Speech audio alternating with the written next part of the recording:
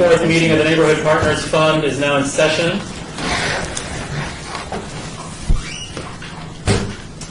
Items may be taken out of the order presented at the discretion of the chairperson. 2 or more agenda items for consideration may be combined, and any item on the agenda may be removed or related discussion may be delayed at any time. Duplicate audio CDs of this meeting will be available from the clerk's office at a later date at the cost of $5 each. This meeting is in compliance with Nevada's open meeting laws, having been posted at the following locations: City Hall, the Clark County Government Building, the Grant Sawyer Building, and the City of Las Vegas Development Services Center. Public comment during this portion of the agenda must be limited to matters on the agenda for action. If you wish to be heard, please give your name for the record. The amount of discussion as well as the amount of time any single speaker is allowed may be limited. Board, for possible action, approval of final minutes. I'm recommending that we obey all meeting minutes approvals until a later date, at this point tentatively October 29th. Any discussion on that matter? Thank you. We have 1, 2, 3, 4, 5, 6, 7, 8. Chairman, going back to item 3, can you acknowledge that there was no members of the public here for public comment? Absolutely, legal counsel. Item number 3 is closed, seeing no members of the public present for any comment. Thank you. Item number 5, we have several presentations today. Maria is our first, or any presenter here yet? No, they're not set till 3:30. Okay. At that point, we will remain in meeting under session awaiting the first group to arrive. Mr. Chair, Yes, ma'am. one of the things that we, and it's not on the agenda, but the, I don't even know if I can mention it. When we do meet on the 29th, we could look at the evaluation. Process? Yes. Certainly. And also the, anything else that would be, the observation by members Yeah, and hopefully for as... the process and the evaluation sheet, that was used. I'd like to. Board members, as you've been doing the application, if you've noticed anything you thought could be different or a little smoother, or even there's even just a couple of interesting things about the software that I thought could maybe work a little bit more smoothly, or make a note of those so we can then give feedback. Because this is the first time the city's used this software, correct? Yes, and we won't be able to discuss it today because it's not an agenda. It's not on the agenda, so we can't discuss it today, but just take some notes and make some thoughts. That way we can provide feedback back to the Zoom grant people, so they can then, because they'll tailor the software package to how we want it. They can change the page orders, they can have everything open in PDF versus some PDF and some Word, whatever, anything like that. Make a note of it so that at a later date we can communicate that with Maria. Mr. Chair? Yes, sir. October 29th, what's that date for? I mean, I don't quite understand what that means. Well, it has to do with agenda items, and obviously we're going to have a meeting today. During today's meeting, there will be minutes taken. Those minutes have to be posted and available to the public before we can approve them. Okay. So it just didn't occur to us when we were setting the schedule that we would be able to handle all of our business in 2 days, except for approving the minutes from the meeting, from this meeting. And does it require a quorum to do that? Yep, just quorum. So we'll sort out a way on or about October 29th to get 7 people together in a room and approve today's minutes.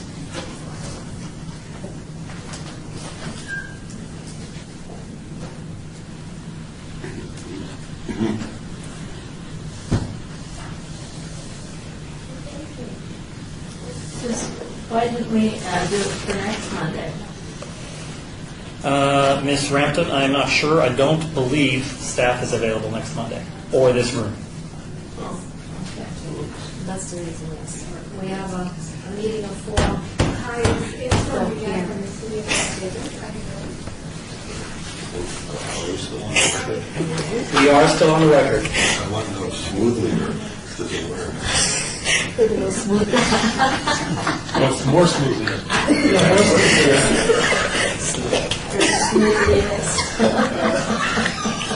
Please have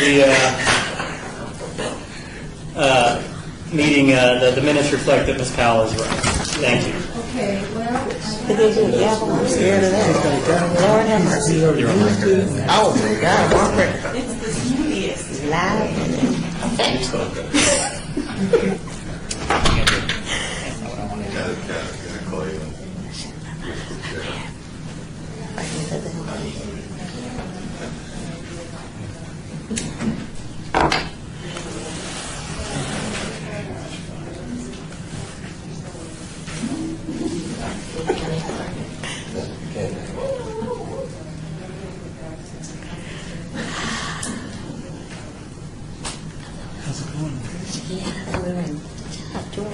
You don't have a grade for timeliness.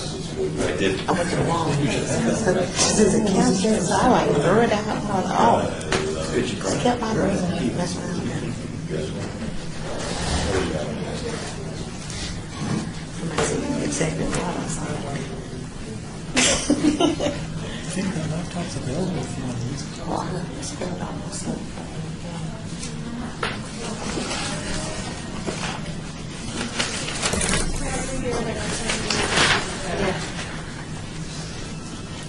I have the 2-hour validation tickets. That's all.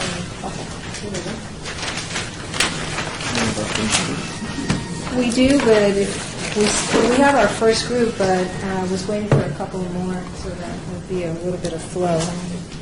Sure, but let's not make them wait. Besides, I think I just saw group number 2 walk in. So if we have a group ready, let's go ahead and start. Please.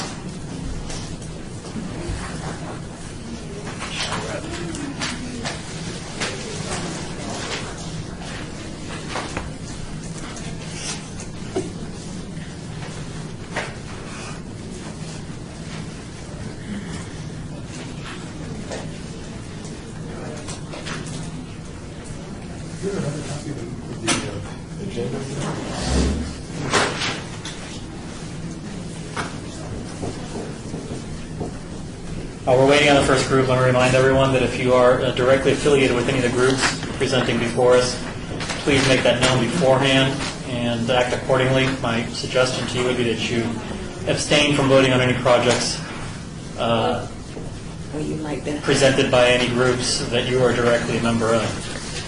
For clarification, if you happen to live in a neighborhood that is presenting before us, that's not cause for abstention, but if you're on the governing board or perhaps related or married to someone on the governing board, that'd be another reason to abstain. If you need any counsel, Deputy City Attorney, be happy to help. Now, the second person that arrived, her board member hasn't arrived. They're really at 4:30, not now. Okay. So our next one should be Jamestown Towers, and So Rulon Earl is here. yes, Now, are they ready? they're ready, but I didn't know if you wanted to start. Let's see them. All right. Anybody opposed? Do it. Okay. I'm yours, sir. Do you want to just sit here?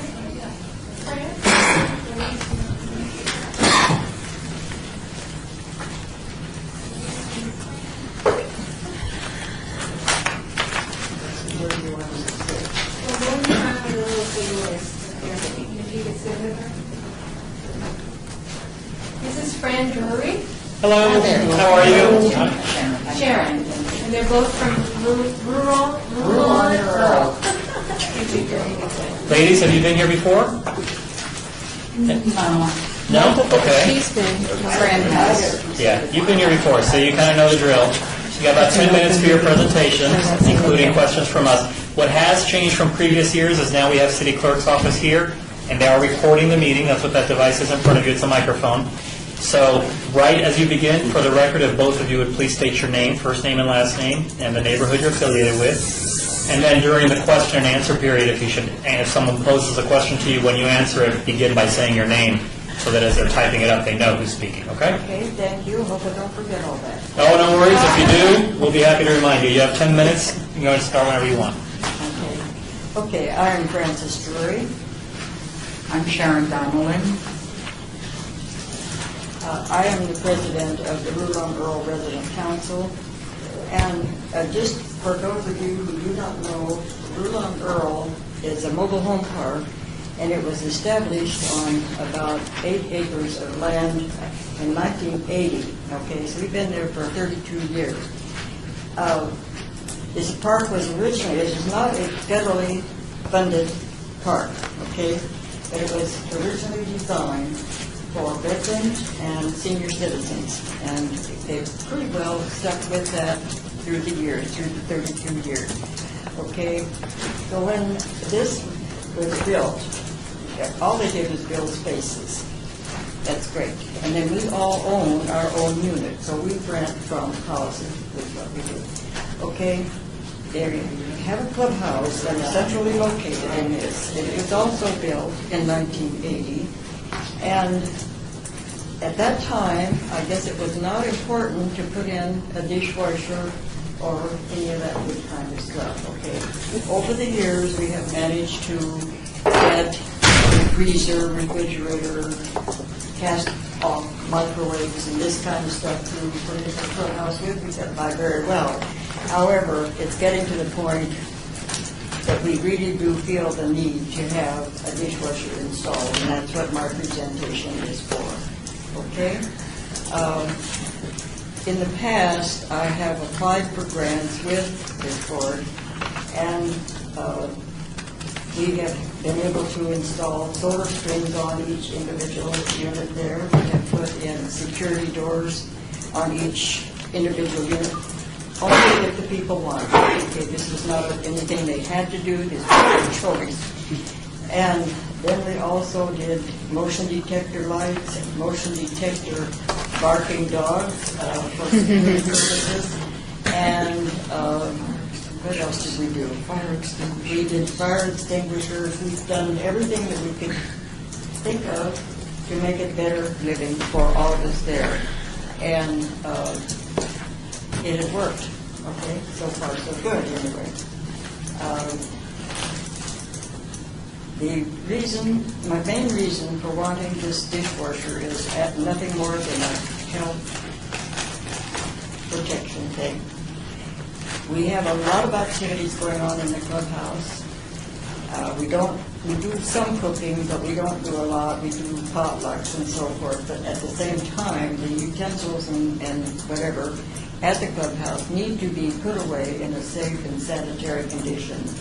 And I shudder sometimes when I see the people in there washing the dishes and whatnot, and wondering, are they really safe, sanitary? Do they have the proper soap, whatever?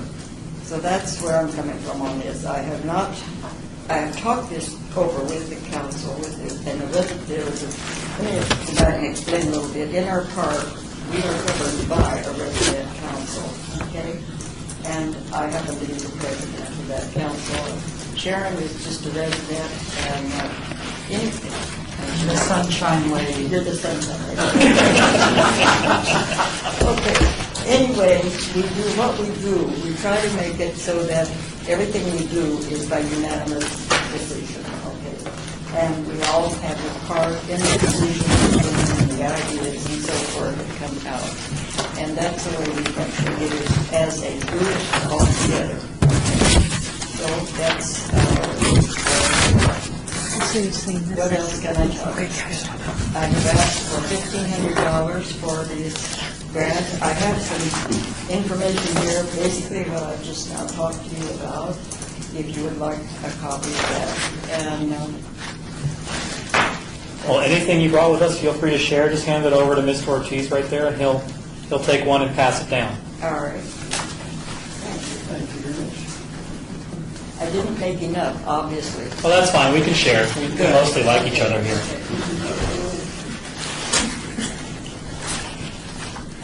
Is that and that concludes your presentation? I just have a couple quick questions. Please, go ahead. And you're all squared away in terms of, in addition to the appliance themselves, in terms of plumbing and whatnot, you've got that all planned and figured out? Yes, I have a contractor who is licensed to work on mobile homes, who has done work in the park before for all of us. He does more than just mobile homes. He does mostly over the valley, all over the valley. Otherwise, he wouldn't survive. But nevertheless, he has agreed to come out and do the remodel on the kitchen, make it ready to receive the dishwasher. That is plumbing, electrical, insulation, everything. Okay, thank you. Great. And how often would you say your clubhouse gets used? How long is it? How often? How often? Once a month, at least. At least, okay. That's the bare minimum. It's almost daily. But we plan an activity monthly on there, maybe 2 or 3, depending on what the need is. Great, thank you. Anybody else? Mr. Ortiz, on behalf of Ward 3. Felipe Ortiz, welcome. First of all, this community has been around a very long time, as stated earlier. Very, very active, and for the value that they're asking, they continue to get used. It's one of the more active associations in our ward. And so that just as a final note, they're really deep use. Their facilities older, run down, so I just wanted to say that. Great, thank you. All right, ladies, one final question, if I could. As you know, every year, the request we have for funding from all the different applicants exceeds the amount of money we have to give. Is your request for the $1,500, is that kind of a take it or leave it number? Or you're willing to work with whatever the board is able to provide? There is probably a minimum that would accommodate the dishwasher, because we do have the expensive remodel in there, which is actually minor compared to what the dishwasher is going to cost. And then let me explain that too, because there are so many different people, different capabilities, and different whatever understanding.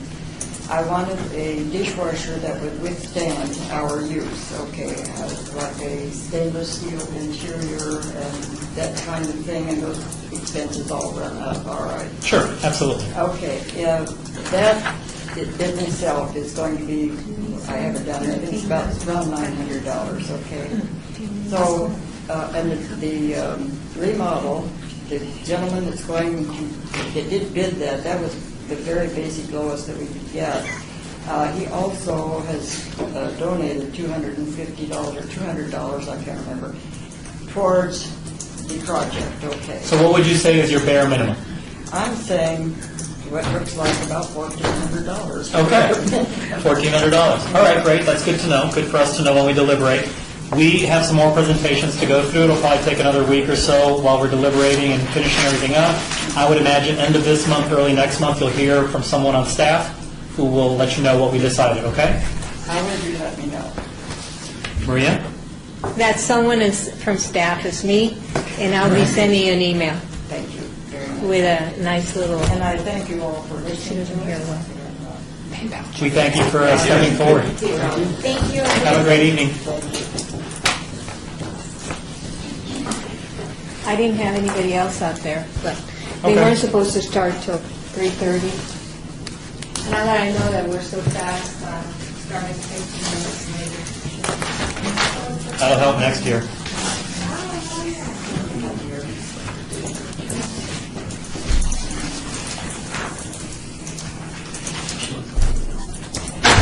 You know, I picked something on your saying.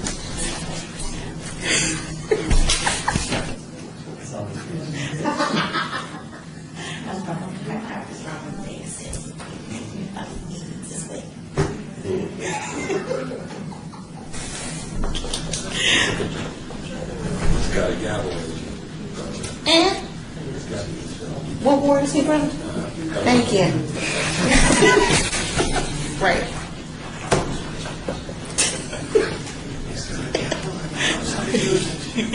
The ward where the residents show up for their meetings has agreed upon. That's okay. That's okay. We get there. We're also the backup in case somebody comes in here rudely. We know how to handle. First group presenting is from Jamestown Towers. Okay, folks, we're back on the record again.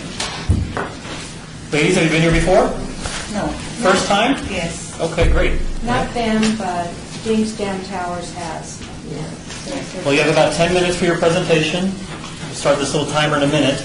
We do record these meetings for the city records, so when you start your presentation, just speak your name, first name and last name, and your neighborhood affiliation, both of you, if you would, please. And when you're done with your presentation, just let us know, because I'm sure we'll have some questions, okay? Whenever you're ready. Okay, we are from Jamestown Towers. I am the resident council board president. My name is Winifred Kaolani, and we're at 5,000 Alta Drive. Great. In Las Vegas, Nevada. My name is Ethel Washington, and I'm the second vice president on Tower Council. And what we're here for is that we need some new gym equipment for the seniors, because lately when they go to the doctor, they come back and I approach them to see how it went, and the doctor prescription is exercise, and most of them want them to go on the treadmill, and the machines that we have now are 13 years old. And it's not, the board, the monitor doesn't work, so you can be on the treadmill all day, which they have been some residents, a lady was on there. I went in because it's in a laundry room, half a gym and half laundry room. So I went in there to put a load of laundry in. 45 minutes she was on it. So I go back home and then I come back out to put it in the dryer. Half an hour, she's still on it. And then I come back to fold the clothes half an hour later, she's still on it. So she needs to give other people a chance to, get on it. And not only that, but the monitor wasn't working, so she didn't know how long she was on it and how many miles she walked on the treadmill. So that is something that we need. And a lot of health problems for the seniors, obesity, diabetes, arthritis, high blood pressure, heart problems. I myself have to go on the treadmill for heart problems. And they'll have, social, it'll be good for everybody, because then they can come out of their apartment instead of staying in there, and they can move their bodies around, So that's what we're asking for, some new gym equipment, exercise. And the project will be called Exercise Club for Jamestown Tower residents. And let's see, what I did. The equipment is very old. I think I've been there altogether about 10 years. And the same equipment I've been there since I've been at that place. And I got on the treadmill. None of the equipment is working properly. I got on there and I hurt my toe. I went in and told Yvette, the treadmill was going so fast I couldn't get off. I had to straddle it, but to get off. It's just not working properly. It's all out of date. We want some up-to-date equipment too. Great. Your name again, please, for the record. Ethel Washington. Thank you. Do you have anything you want to hand out for us to look at? Do you have any pictures? I wanted to look at, wanted you to see our old equipment, and then I'm sure then we have the new ones that we're requesting. You just hand that over to Mr. Ortiz, and he'll be happy to take a look at it and pass it down. I thought you were in there.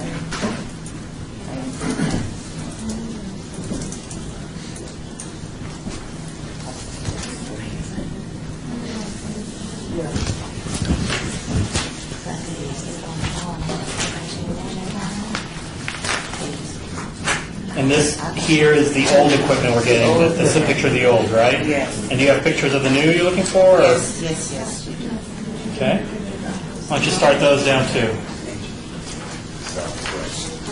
Southwest, yeah.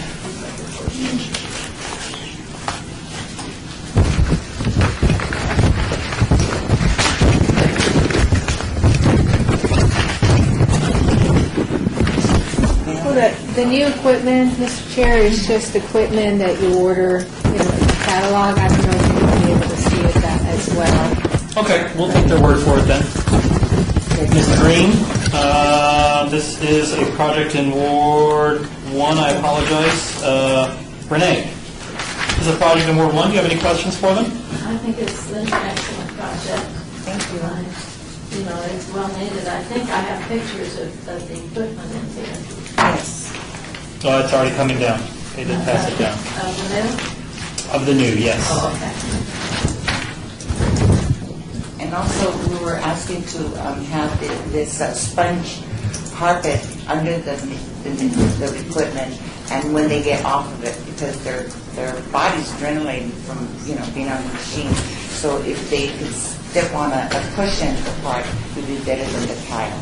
Sure, and it sounds like a good safety precaution as well. Thank you. Any other questions, Ms. Iturralde? I have a question. So this equipment would replace the old industry equipment or be in addition to? No, We'll just replace it, yes. So you have 3 pieces in there now that are old? Yes. And you're trying to replace with the new pieces Yes. with a carpet? Right. If The 3 main machines that we need. Ms. Frampton? Is the carpet non-slip?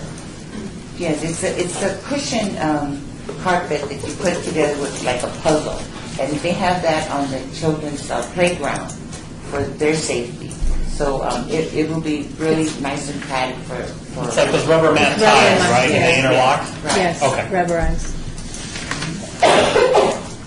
Anyone else? I have a question, Tony Guerrero. Yes, sir, Mr. Guerrero. Yes, I see that you're going to buy all this from Sears. Did you shop around for the best Yes. prices? Yes, And Sears yes. was the best? Anyone else? Ms. Reed, on behalf of Ward 1? I do think that this is a really good project. Jamestown is, it's an older location, and they've slowly been trying to re-energize the entire place. We've redone the library and some of the other locations inside of there. This is also a place where some of the folks can't get out and go to places like gyms easily, et cetera. So I think it is important for them to have a place that's close enough to them to be able to get their exercise in. So I do think it's a really good project, and I'm definitely in favor of it for you guys. So. Ladies, thank you so much for coming today. We still have more presentations to see. It'll be a little while before we make final decisions, but at that point, Maria will give you a call, and we'll go from there. I do have one final question. I apologize. In your application, you requested $4,600. Yes. Is that kind of a take it or leave it number, or are you willing to work with whatever the board can fund? The reason I ask is because every year, this year is no different, the amount of money that people are asking for is more than the amount of money we have to give, by nearly double. So we always have to make some concessions, and we need to know, is that $4,600 kind of your bare minimum, or are you willing to work with whatever we can award you? We're ready to work. Great, thank you so much. Like I said, end of this month, early next month, Maria will be giving you a call and let you know what we decided. Thank you very much. Thanks for coming out today, you did great. Thank you.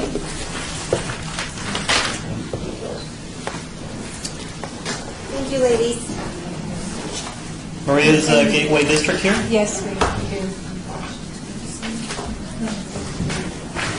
So our next presenters are from Gateway District Association, and it's Camille and Jerry Beskin.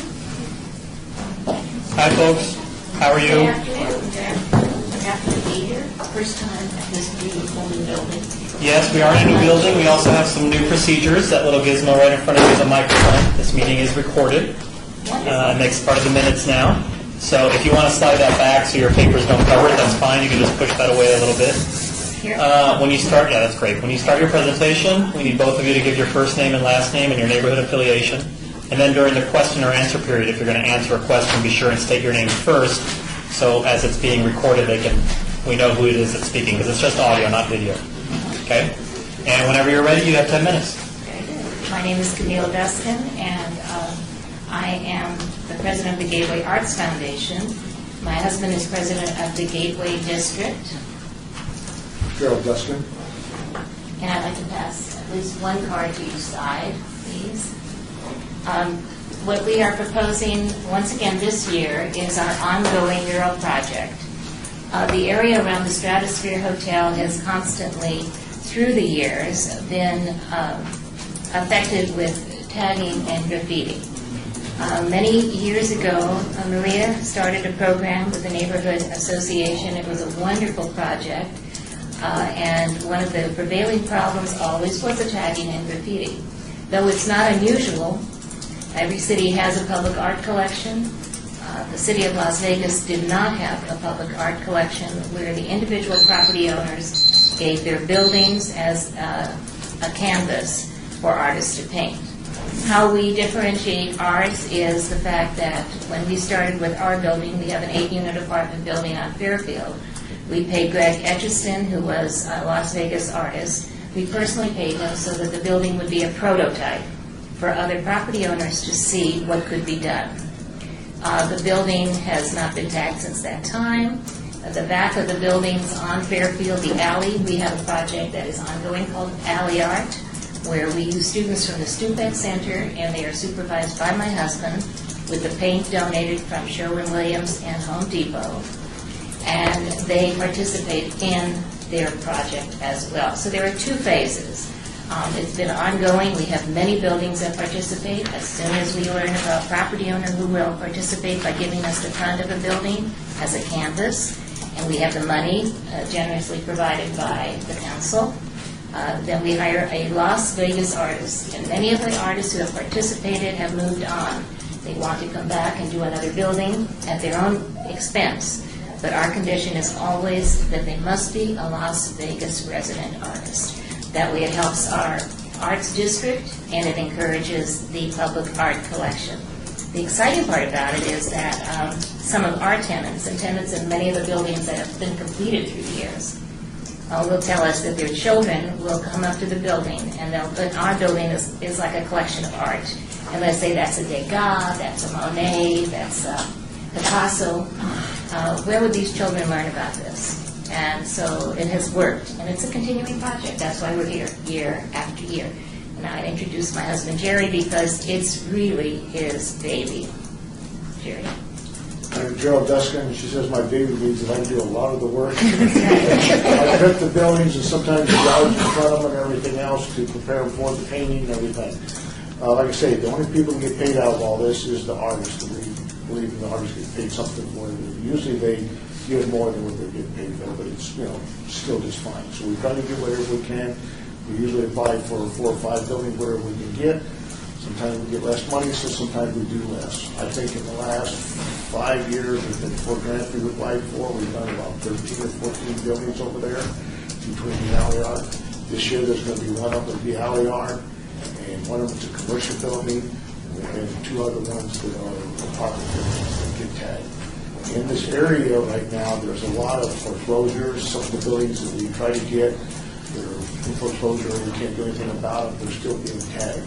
So when we get a building, we get it painted, and it's still tagged in that area. It's only about 3 blocks this way, 8 blocks this way that people live. So it's getting pretty well heavy murals over there. There's a lot of murals that's in the art district too, so between that art district and going right into the art district, it's a murals.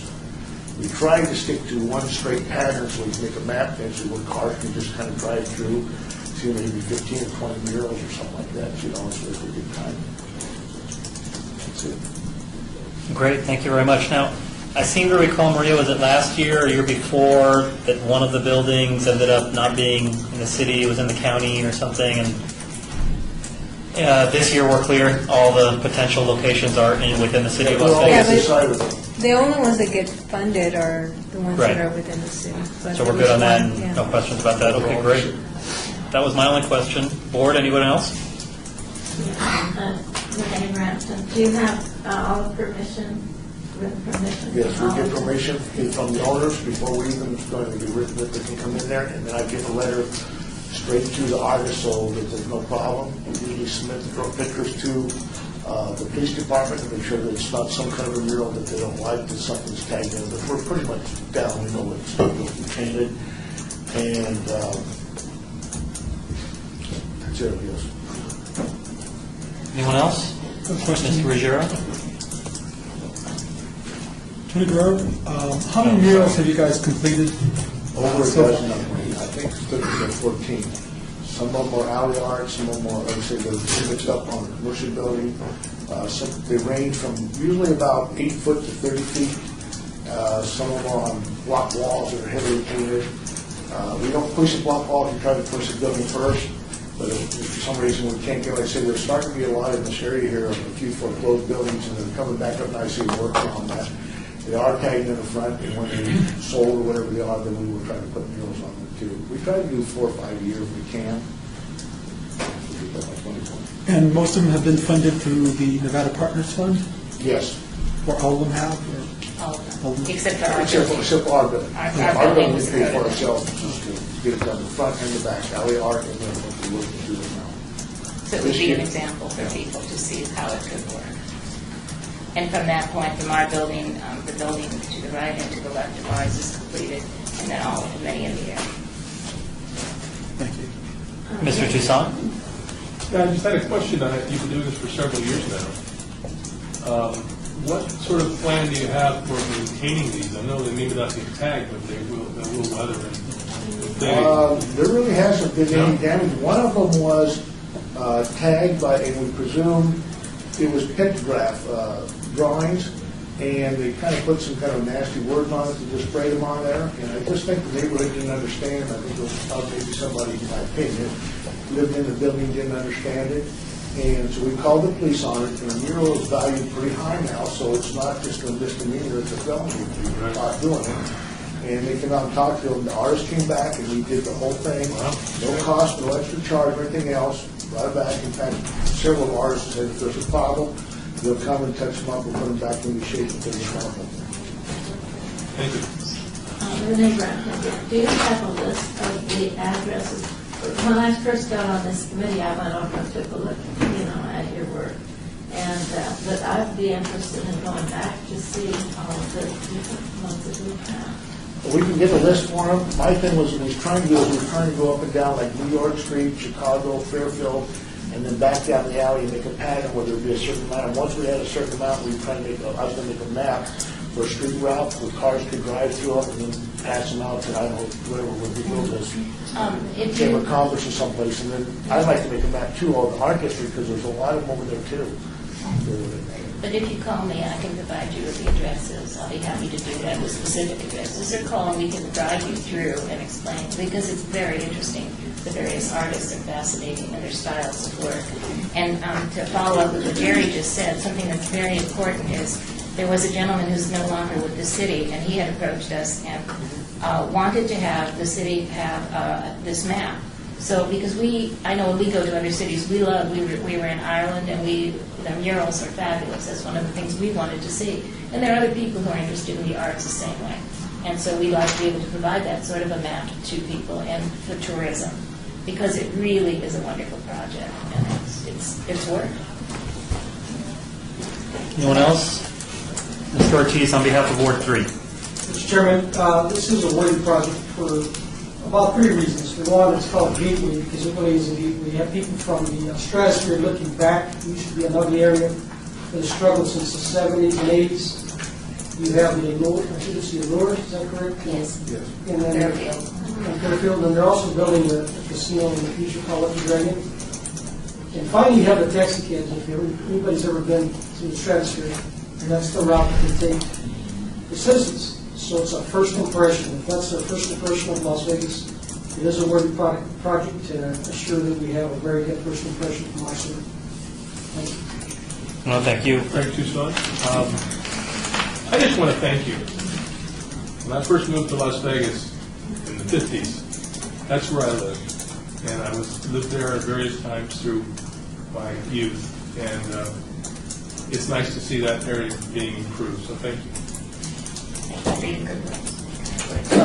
You've been here before, so I know you know kind of how this works sometimes, but as usual, the money that is being asked for us to provide far exceeds the budget from which we must provide it. So is your $5,000 request a take it or leave it number, or are you willing to work with whatever the board is able to fund? We work with whatever we have to give, And sometimes maybe we go do a next mural or something like that, so we work it out as we can. Sometimes the artists will cut down the prices a little bit. I don't ask them to do that, so we see what we get or whatever it is. Great. Well, thank you very much for being here again. Thank you for your time. Should be a couple weeks before we know anything. At that point, Maria will give you a call and let you know what the board's decided. Okay. Thanks for coming out. Have a great evening. Pictures are right over here. There they come. Okay.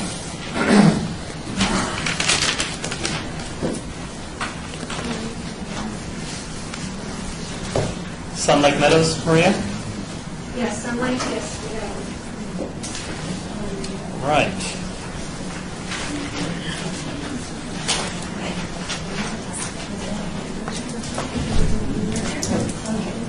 So Linda and Richard from Sun Lake Meadows is also from the area, right behind the Stratus.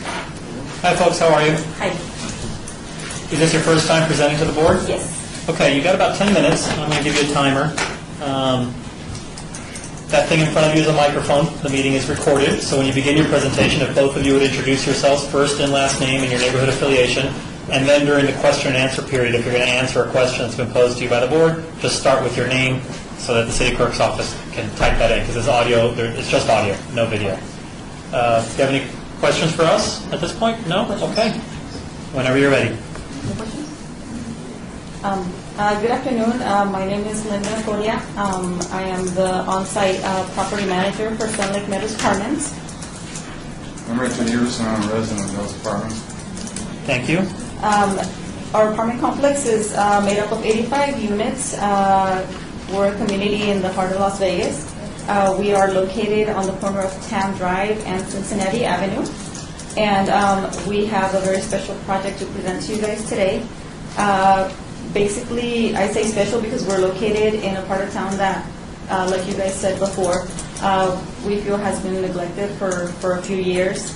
It has been overlooked due to the bad reputation that it has obtained. And I think this is a huge opportunity to beautify it and make it a pleasant place to live in. Basically, where we're at, it's mostly apartment complexes. So I think it's a great opportunity to get rid of the bad reputation. I think very little development has been made there recently, but lately we have seen a change to the neighborhood, partially done by IBI America, the owners of Sun Lake Meadows. They bought a 2.5-acre chunk of bankrupt, run-down, nearly empty, and home to some drug users, drug dealers. They have basically turned it around. I have some pictures here of what the property looked like before and what it looks like now. And then the bottom part is the part that we're asking help for. We've never asked for the grant, so this is basically what we have to show you guys. I don't know if I can. Yeah, go ahead. Hand it to Mr. Ortiz, and he'll either hand it down or act as a model or something effective, I'm sure. Lately, however, we have seen, a change. We have rehabilitated 90% of the land, the buildings, and basically the apartments also from the inside out. We have created common outdoor areas, which before were all just empty dirt lots, and we've even made a mini soccer field for the residents. I have brought some testimonies from some of our residents that can testify how a big change has been made. Mr. Richard Everson is one of the people that has volunteered to help us with the rehabilitation of the empty corner lot. Also, some other tenants, Mr. Dennis Allard, Juan Garcia, John Hawquist, and Jose Cortez, they have all agreed that a huge change has been made, and they all believe that that it has great potential. Today we are proud to say that the community is almost fully inhabited by great people who we screen before we admit to the property, and who we try to keep with great care. The neighborhood has gotten, in fact, quieter, safer, and more pleasant. I actually live on property also. But in order to take to the next step, we have 10% of the property that we don't have the funds to fix. which is the corner lot. The corner serves as a milestone for the community more than it does functionally to the property, because it resides on a busy intersection where many of the residents of the entire community and tourists pass by each day on the way to the Strip, since we're so close to the Strip. We also have a local church and a few businesses around. I think beautifying that corner will add major improvement to the community and another step to rid itself of its reputation. That is the reason why we're here today, to ask you for the city's help. I believe this is a critical corner to the neighborhood that looks completely run down at the moment. Like you guys said before, the Allure condominiums are right next to it. The Lucky Dragon Hotel and Casino is gonna come under construction also pretty soon. And all the taxis drive by there, to and from the Strip. We would like to turn the empty lot into a beautiful desert landscape corner with lots of tall trees, boulders, colored gravel, desert shrubbery, and night lighting. And this is kind of like a rough draft of what we would like to do. So I'm going to pass that also. We're also planning. I visualize the corner being a sculpture park there, a lot of modern geometric sculptures, so that's part of what's involved here. As part of the remodeling of the corner, we're going to install some large art sculptures, like Mr. Everson said, which are going to be like large geometrical objects that will add an interesting and artistic look, which hopefully will help attract more artists into the neighborhood. It is going to be very costly to beautify that entire corner lot because it's a pretty big size. As you can imagine, our expenses will be great. We have never applied for the city grant, like I said before, and we're asking for the full $5,000 in funds, but we will work with whatever we're going to get. I think with your help, we can turn the significant corner around and take that other step to improve our entire community. And by the way, I'm a resident artist, and I'll be doing you can get sculpture work there for free, just so we can get it done. Great. Thank you so much. That's all on our part. I drive past this intersection at least, it used to be twice a day, and now it's probably 4 or 5 times a week. So I'm familiar with the lot. I've always been impressed by the fact that you've managed to keep it as clean as it is. Granted, not decorated or anything, but there's a lot of traffic through there. And I clean the area myself. yeah, I would imagine you do it once a day, because I rarely see any kind of trash or litter or anything in there. So kudos to you. I commend you for that. You did already answer my one big question, so at this point I'll open up to the board. Anybody else have any questions or comments? Kimberly Reed, that is just a common area of the apartment complex? Yes, Linda Correa? Yes, it is. Okay. It is. It is gated. It does have a fence around it, though. Okay. So it's fenced off from the rest of the apartment complex, but it is a part of the complex? Yes, correct. Okay. Yes. Greg Tucson, you have previously done a lot of other improvements. That money came from the owner of the complex, or where did that money come from? Yes, the owner. Yeah. Well, I said earlier that I grew up in that area.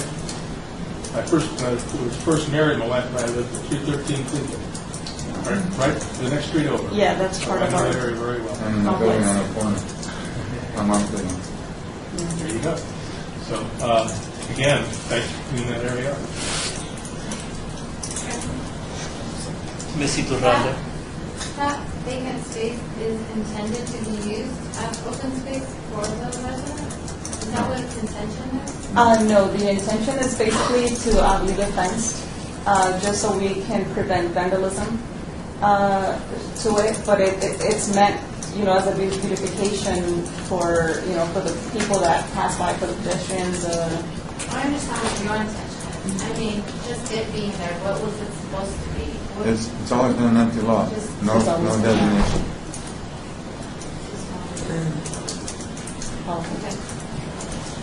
Yeah, Renee Rampton, I want to tell you that in the past, for your area, we have provided school supplies and things for the children at the school there, and at the center there. And I noticed that other groups in the city have taken that up. It was on TV and they're doing it so that we don't have to do that one anymore. Anyone else?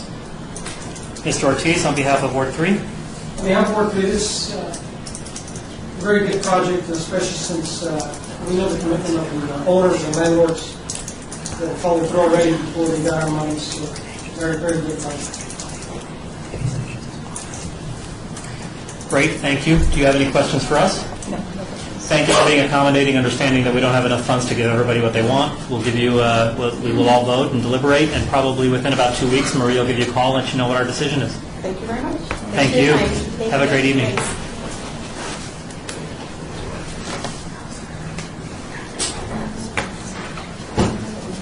All right, so our next presenters are from Four Winds HOA, and it's David Horn and Jerry Shaner, and they have in the past received MPF grant funding.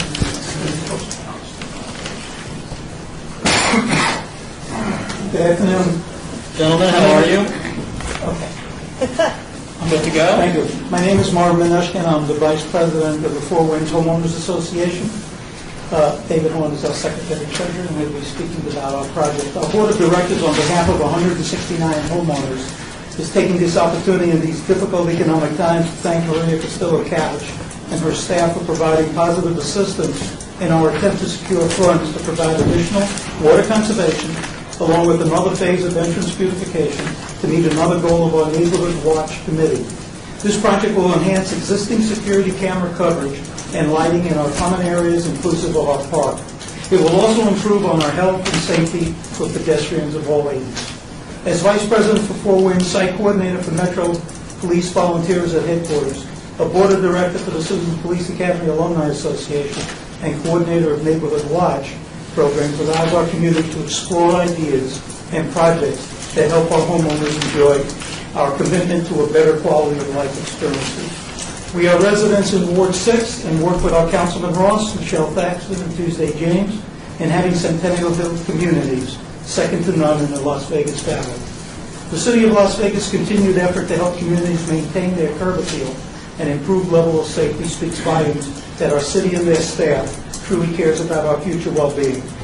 In previous years, we had, with your Neighborhood Partners Fund grant, completed projects that allowed us to increase sources of electric power, security lighting in our entrance and park. We completed a Ramada project and entryway monument signage. All have been a positive addition to our community's pride in our neighborhood goals. Our Secretary Treasurer will present to you our plan of implementation as it relates to our current project.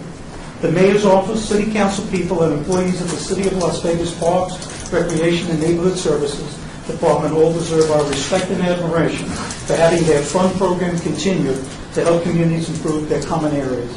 It is my pleasure to introduce our Secretary Treasurer, David Horn. The Four Winds community consisting of 169 homes was started in 2000 by John Lang Homes. Initially provided $2,500 for the community gazebo. In 2008, the Board of Directors decided to build a gazebo with money originally provided by the builder. So it started out with being aluminum wood, and in 2009, the City of Las Vegas gave us $2,000 to put brick supports around that originally built gazebo consisting of aluminum wood, and there's some photographs that show that. Later that year, we added paver bricks. In 2010, we were awarded $2,800 to build an entryway monument, which is also in those series of photographs coming around. And we originally added uplighting from palm trees adjacent to the entryway monument to enhance security on entering and leaving the Four Winds community. In 2011, the City of Las Vegas gave Four Winds $3,000 for uplighting on trees on Lost Springs entering the homeowner association, plus in our community park. And some of those photographs, as you see, that's working their way around. We just had an event Saturday night. Marley and Me was sponsored by our management company.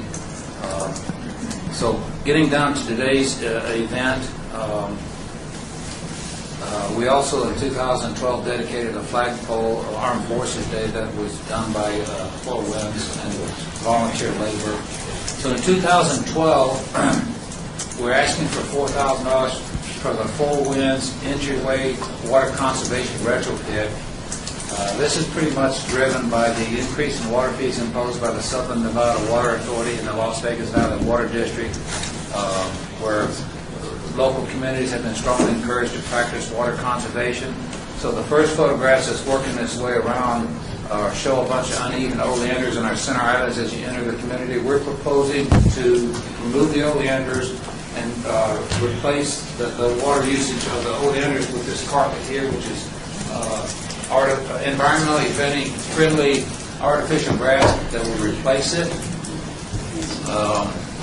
This particular artificial grass is environmentally friendly and doesn't consist of lead and arsenic, which some of the places around the valleys had artificial grass put in, have had to remove it because it's got lead and arsenic in it. We're proposing to reduce the community usage of a vital natural resource, meaning the water. Additionally, removal of the oleander bushes will enhance the light coverage for our security cameras, and this will also aid our neighborhood watch program. For transparency purposes, our initial contractor that we were using for the paperwork that was listed with the city, we got rid of them because of dishonesty issues, and so now we're using PD Landscaping, which their estimate was higher than what we got from High Desert. So the proposed project cannot be done without support from the city of Las Vegas in the amount of $4,000.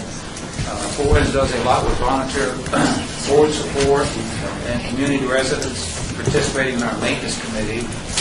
We're a community in Ward 6 trying to rise above the current economic troubles and maintain community pride and standard worthy of Centennial Hills. I've got some other photographs just showing what we've done in the past. The center photograph at the top is the one that showed when we first started in 2008 with nothing except for the money that the builder gave us.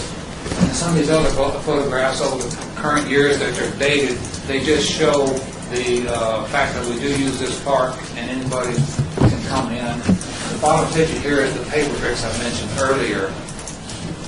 So in some of the events, on May 19th, we had a dedication of the flagpole we put up, and it was pretty well attended. It was like 60-some people there. So I would say thank you for your time and attention, and are there any questions that you might have of us? Mr. Green? Yeah, I really don't have questions. I just got to say your activism is amazing, and what you've done for this community, it's a beautiful area. Very good. Anyone else on the board? Any questions or comments?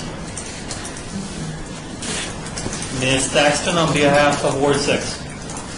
On behalf of Ward 6, you guys have done some fascinating and wonderful things. Thank you for the good work. And I love that you guys brought the picture boards in to show us, because we don't always get to see that. So we have to see through the years what this grant has done for the community, which is wonderful. So thank you so much for bringing those.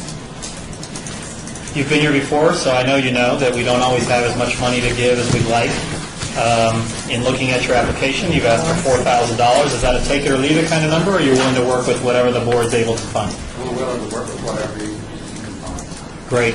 Thanks so much. It should be about another 2 weeks before our deliberations are done. My stock in Kodak thanks you for all the pictures. And at that time, about 2 weeks down the road, Maria should be giving you a call, letting you know what we decided. The reason for most of the photographs is just to show what's been done in the past for each project, and also to show that. No, absolutely. We love it. We say And we it's- do projects, we complete them on time. There are a few groups like you who come to us almost every year, not every year, but very few of them actually bring pictures to remind us of all the work that you've done with the funding we've given you. We've always, I think everyone on this board agrees that this is probably the best bang for the buck program the city has. For every dollar we invest, we tend to get somewhere in the $15 to $20 return per project. That's an unofficial number, just my opinion, not the city's number. And It's great to see it. It's great for us to be reminded of what you've done with those funds and how much can be done with just a little bit of fun and a lot of elbow grease. That's why we make sure we always say thank you. Well, and thank you for coming tonight. Thank you. Thank you.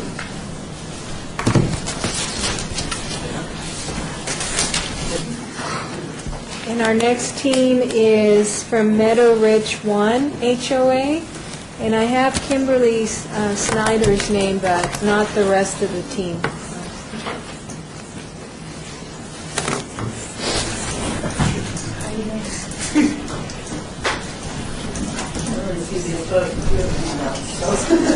Perfect.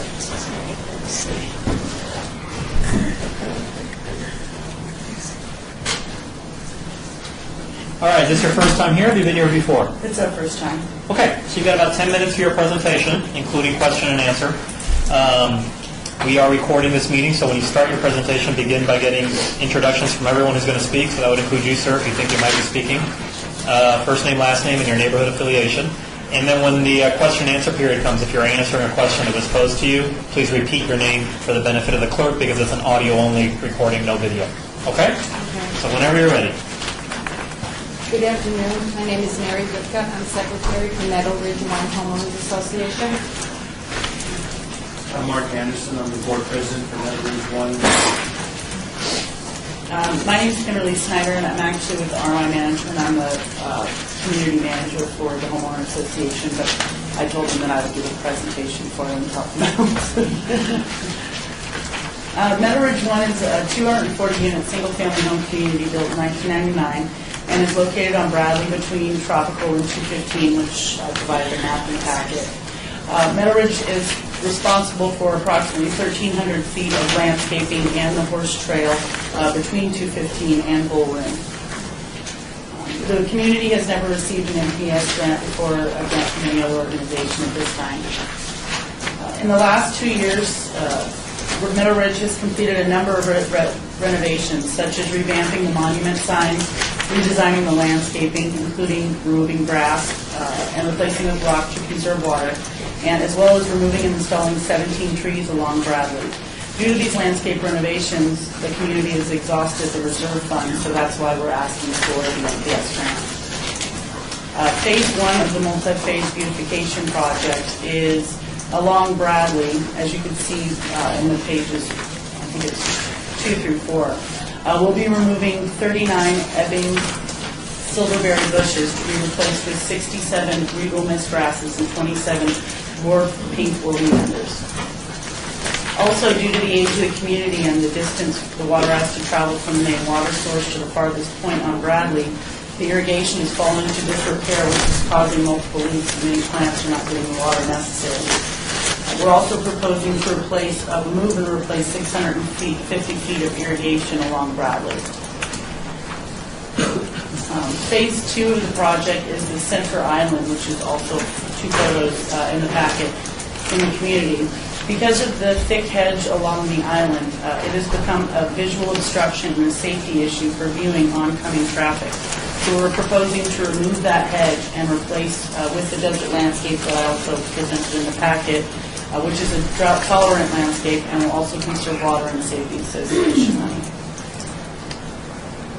This beautification project will not only improve safety in the community, it will also enhance the view from the 215 commuters, along with increasing the value of the homes inside the community and surrounding communities, which should decrease foreclosure rate in Meadow Ridge.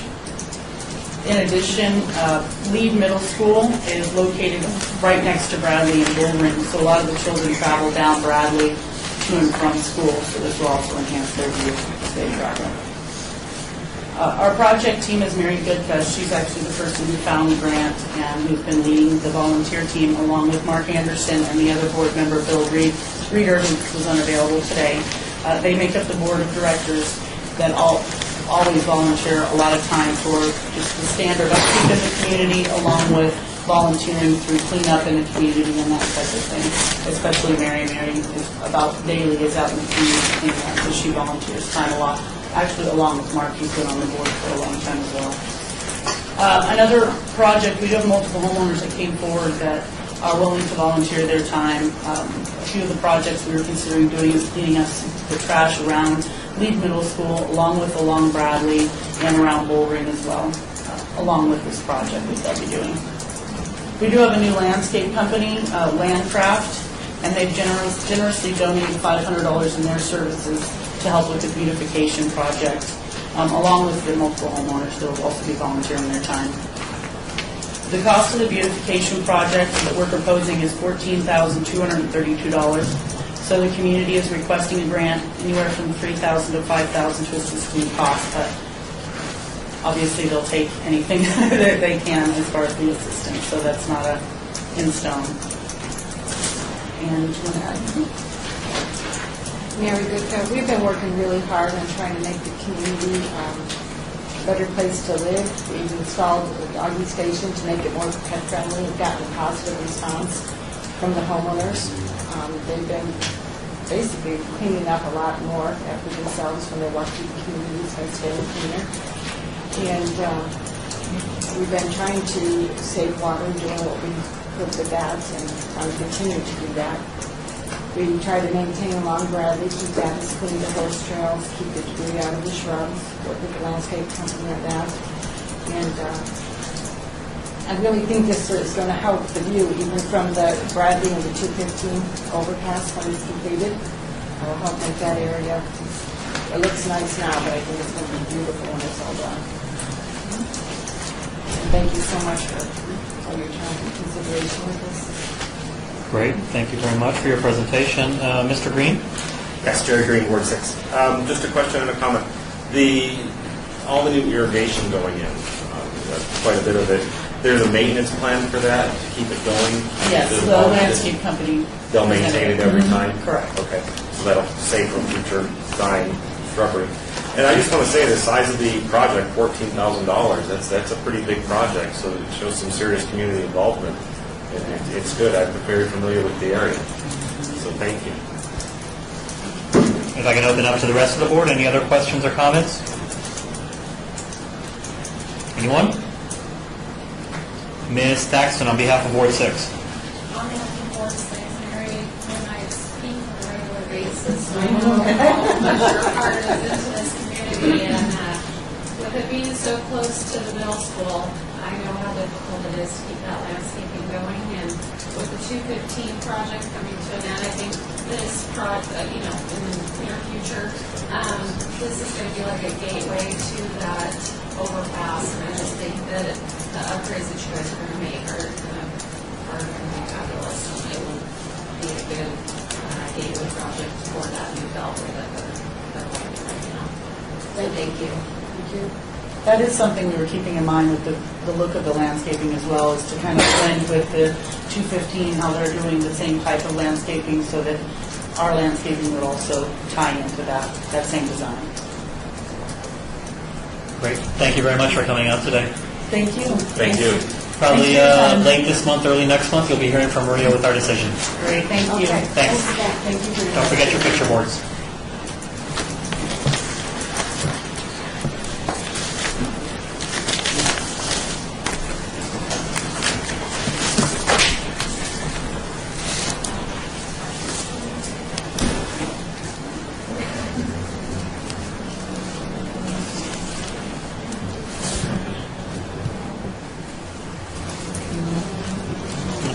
Hold on.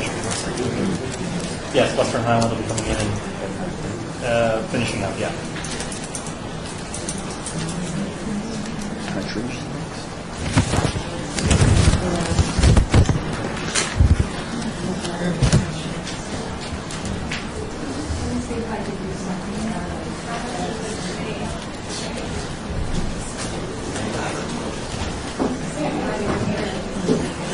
Since we're running a few minutes ahead,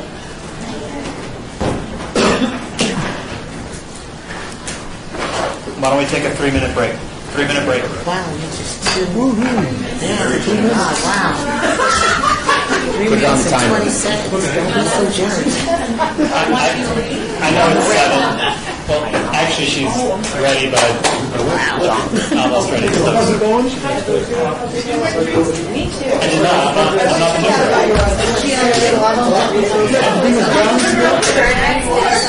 Since I pulled up from my email, No, you lost your turn. Canyon Mist, you're up. I lost my turn? Yeah, we're swapping it. While Maria's printing your stuff, I'm going to go ahead and take Canyon Mist. Okay. Did legal come back yet? No, but just so you're ready. Legal will be back before Maria is. Oh, okay. We're punting. You watched the football yesterday? No, no football. Yard work. I'm sorry.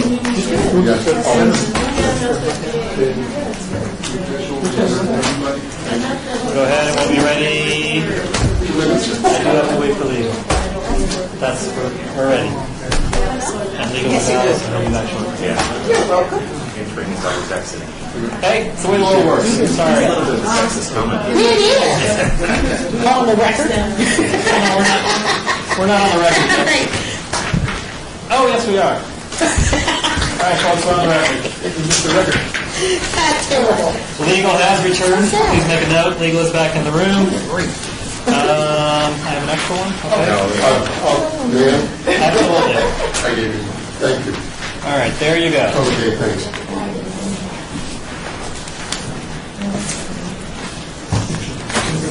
Nope, I think does everybody have a handout from Canyon Mist? Yes? Is that a yes? Okay, fabulous. We are back in session, folks. We are back in the record. We have made a shift here. While Maria's printing some stuff, we're going to jump to Canyon Mist, HOA. That'd be or next to last, sorry, on today's agenda, Canyon Mist. Is this your first time here, or have you been here before? Yes, it is. Okay, so you've got 10 minutes for your presentation, including questions at the end. This meeting is being recorded, so when you begin your presentation, please begin by your first name, last name, and your neighborhood affiliation, both of you, please. Okay. And then whenever you're ready, go ahead and start. We'll save all our questions for the end. Okay, sounds good. Has to reset the thing. Thank you. There you go. My name is June Cohen, and I live at Canyon Mist Estates, which is a community of 100 homes. My name is George Conan. I'm the board president of Canyon Mist Homeowners Association. Okay? We moved into Canyon Mist Estates in February of 2008. The community was hit very hard with foreclosures at the time. We had 75% of the homes in the community foreclosed on. Every street had to see a bank-owned for sale sign. Few homes were being sold because of the economic situation of our county. Slowly but surely, over the course of 4 years, we're finally stable. Currently, there are very few homes for sale in our community. The reason I'm explaining the hardship in our community may be obvious to some, but needs to be discussed. Because of the years of the financial plight, the community was not able to upkeep and maintain the community as it should have been. Bank-owned properties, after sold, brought in minimum payoffs. HOA dues were kept affordable, not to tax the already burdened homeowners. Past boards at Canyon Mist Estates made efforts to try to preserve the integrity of the community, but with limited funds and commitment from homeowners, their hands were tied. They were basically putting a Band-Aid on open heart surgery. Now we fast forward to 2012. The present board requested that George Cohen fill a position due to the death of a board member. George had been involved with several other communities and was quite familiar with the Neighborhood Partners Fund. He recommended this grant to his fellow board members. Canyon Mist Estates has never received an NPF grant before. Excuse me. The name of our grant request is Canyon Mist Beautification. The main purpose is to create a sense of arrival and beautify the front entry. Our main focus is the park at the main gate entry. The proposal is to replace infected trees, plants, and shrubs that are dying. At the entry of the community, we have a park-like setting. The main feature of our proposal is to create a usable area and pleasant atmosphere where people can bring their children and pets. The area has a grass area, but does not have a proper entry to the park. We are proposing to have 3 walkways created. The pathways will be comprised of 3/8 decorative rock encased by metal edging, contrasting to the existing rock. In addition, when removing the infected trees, we will plant shade trees in specific areas. The plants and shrubs were not brought out in the past, haphazardly growing 1-gallon plants with no thought, overusing lantanas where it looks like overgrown weeds. so there is no balance or flow or color variation. We are redesigning the area to create a pleasant landscaping environment. If you refer to your handouts, you will see that in our plant selection, we have considered the spring, summer, and full winter look to have green in color year-round, instead of colorless, hibernating trees and shrubs. We are looking to create symmetrical balance, flow, and color throughout the seasons. The other area that is being addressed is the main entry gate, where we have 2 islands. The plan is to remove and dispose of the butterfly iris from both islands and replace with more appropriate plants, such as the red yucca. In addition to the plant replacement, we will be replenishing rocks on both sides of the entry and the 2 islands. This will cover the bare spots in those areas. This is a quite costly endeavor, and that is why we are seeking the grant. We have the vendor participation and the community's support. The goal is to rekindle a community spirit of pride of ownership. There has not been community participation in the past few years, and it shows throughout the property. Now I am proud to say that after speaking with several homeowners who have offered to volunteer their time and services, we now have a growing group of people who do care about their community. I feel that this will create a snowball effect that more and more homeowners will unite. The redesign of the entry and the main park will revive a pride of ownership and definitely create a sense of arrival. I thank you for your time. Thank you for your presentation. Mr. Green? Hi, Gary Green, Ward 6. Not too many questions. I'm just wondering, what's the timeline on the whole job? We plan on starting this in November, this coming November, and be completed by June of next year. June of next year? Right. And community involvement as far as residents working with you on it? We have approximately 17 homeowners now that have been involved with this, and it looks like it's pretty good, but it's building all the time. We are able to rally the troops. It just sounds like you're getting it going and moving around, and that's good to hear. Yeah, we've been dormant, like June said, we've been dormant for almost 4 years in the community. We did have a 76% turnover in houses. We're 100 homes, 76 were either foreclosed or short saled out. And we just didn't want to burden the homeowners that were there by raising dues. It's not a way to operate. For better choice of words, we're not Washington. We don't spend money we don't have. No pun intended, but that's what it is. Okay. This is a big, big endeavor that we're undertaking. It's quite a large amount of money that's going to be spent. Anything that the city could do for us, we greatly appreciate. We appreciate the work that you're getting going, spearheading it and getting it moving again. That's really good to hear. Thank you. And again, your name for the record again, sir? George Cohen. Thank you. Any other questions or comments from the board? Anyone? Ms. Thaxton on behalf of Ward 6. George, a question I have is, are you guys doing any rebate programs through? We do have donations from Caramillo. They're willing to contribute $2,757 towards our landscaping. Okay, but it looks like some of these are probably going to be some desert landscaping, so I just wasn't sure if Southwest or Southern Nevada Water District is able to give you, if you're looking for that at all. I could give you a brief history of what the community did years ago. The entire area is built on a park-like setting. The area that you see here is the front area of the community, but the back area of the community runs from Elkhorn Road almost down to Farm, and it's a park area which encompasses, I can't think of the square footage, but back in 2006 or 2007, the builder put in all grass there, and our water bills were astronomical.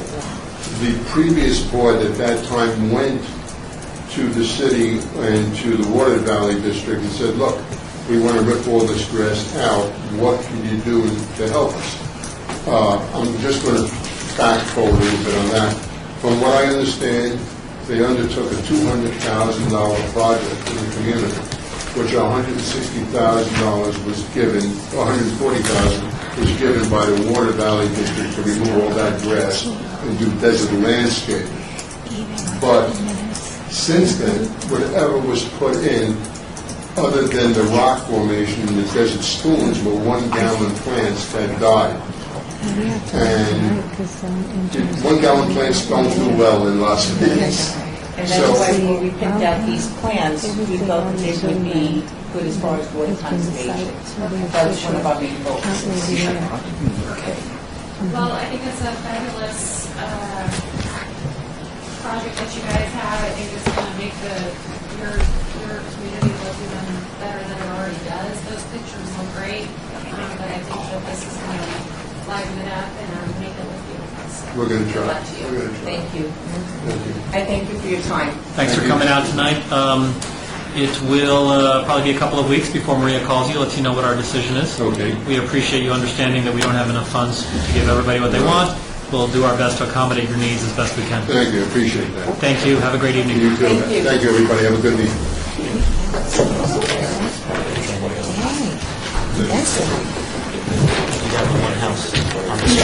Can I, great meeting, next meeting again? Bye. Did I already, I thought I gave you one. Can't afford the property. We got it, so. So this is Melissa Clary from Huntridge Park Neighborhood Association, and Play PowerPoint. Since you guys don't have PowerPoint set up. well, we have PowerPoint, but my laptop doesn't handle a couple of things. I just put in the only little, so. It's all right. We're all printed now, so it all works. So is this your first time here? This is my first time here. I'm Melissa Clary. I'm the Huntridge Neighborhood Association president. And the last time you received a grant was under different leadership, and that was about 8 years ago. So it's been a while. Here is our trustee map. It's been everywhere. And we are bordered by Charleston to the north, Maryland Parkway to the west, 15th Street to the east, and Oakey to the south. And we encompass about 342 residential, office, professional, and commercial lots. So some significant characteristics of our community. We're a historic community. The homes were built circa 1940s. And we do have the fabulous historic landmark, the Huntridge Theater, as our gateway into the community. We have a number of prominent individuals living on 15th Street. And probably our biggest shining star is we're in close proximity to Huntridge Circle Park. So most of our programming and the project request I have for you today revolve around the park. It doesn't say anything about So minutes. something significant about us as well, we are a non-use paying association, so we're simply registered with the city. We often partner with them to get waived park permit fees and stuff like that. So we have no budget. We're always paying for stuff out of our own pockets. I probably have spent over the 2 years that I've been heavily active there, probably over $2,000 in just the little events that we have out of my own pocket. So we're constantly scraping by. We're constantly asking small businesses in the area to help us out to fund certain projects or events. The other significant thing is there's about 9+ historic neighborhood associations down in our area. So everything we do in the park, they come to it as well. So this request is not just benefiting my historic neighborhood association, it's benefiting most of the downtown neighborhoods. The project request, if you have the application in front of you, is to fund 6 movie in the park events, which includes the film setup, the projectionist, the movie titling fees, licensing, all that. The city and health district fees associated with having frequent visitors. And the request is $5,000 And you can see what's encompassed in that, the in-kind donations of $1,800. That's discounted services from the projectionist, who gives us a flat rate deal that you couldn't get on the street anywhere else. And he's let me know that. We have a great relationship with him. We've already had 2 movies in the park. We showed Casablanca, and I had pictures, but you're not going to see them, unfortunately. We did show Casablanca in July, and on Saturday we showed E.T., and we doubled our attendance from July. We had nearly 250 people. The Zappos family has been coming to our events because we have a number of Zappos employees, and they advertise us on their website. We have flyers all throughout downtown establishments. That's how we advertise. So it's becoming a big thing.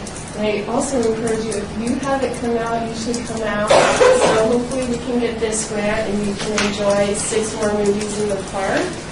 I do want to leave time for questions, so I'm going to open it up to questions. In your application, last time I looked, which granted wasn't last night, there was some question about your video equipment provider, your rental house, having a City of Las Vegas business license. Has that been resolved? Yes, well, I spoke with him. He does not, as of this date, have a city license because he primarily operates in Boulder City and Park County. Okay. But I talked to him. He knows what you have to do.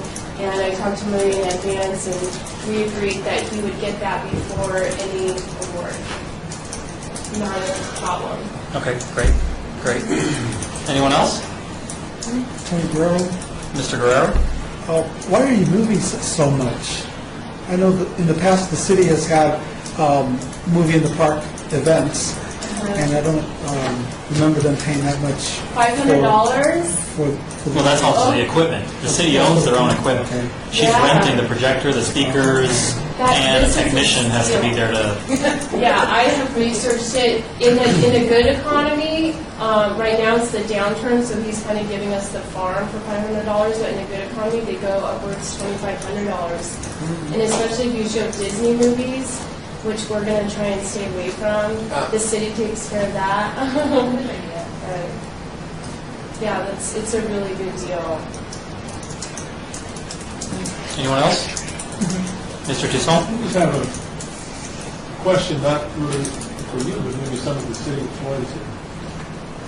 It's obvious that a lot of the costs, or part of the cost of this project is city fees or government fees, which I know there's something about.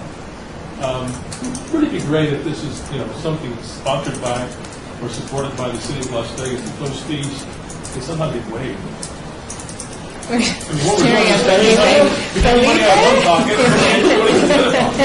I've posed to the city before. I used to be a city employee myself. I used to work in Parks and Recreation, and I've opened up this can of worms with them before, discussing various permits that are required and the policies, and they've mentioned that we could entertain changing the policy, working with neighborhood associations, doing the park events, but nothing's moved on that. It just seems to me that we're taking money out of one pocket of the city and putting it in another pocket of the city. It seems kind of wasteful.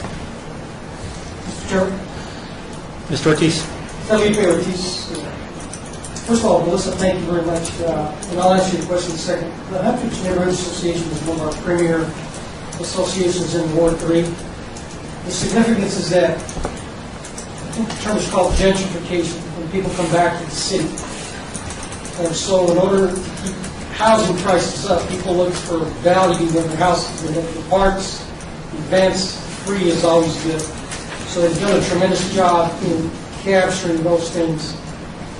Some of these houses don't have yards, some of these houses don't have the pools. And so how do you keep a neighborhood engaged and active? This is one of the ways. So I congratulate them for doing a great job in getting that. Secondly, the Councilman's office, Councilman Coffin, did a movie in the park. The cost is about $1,800.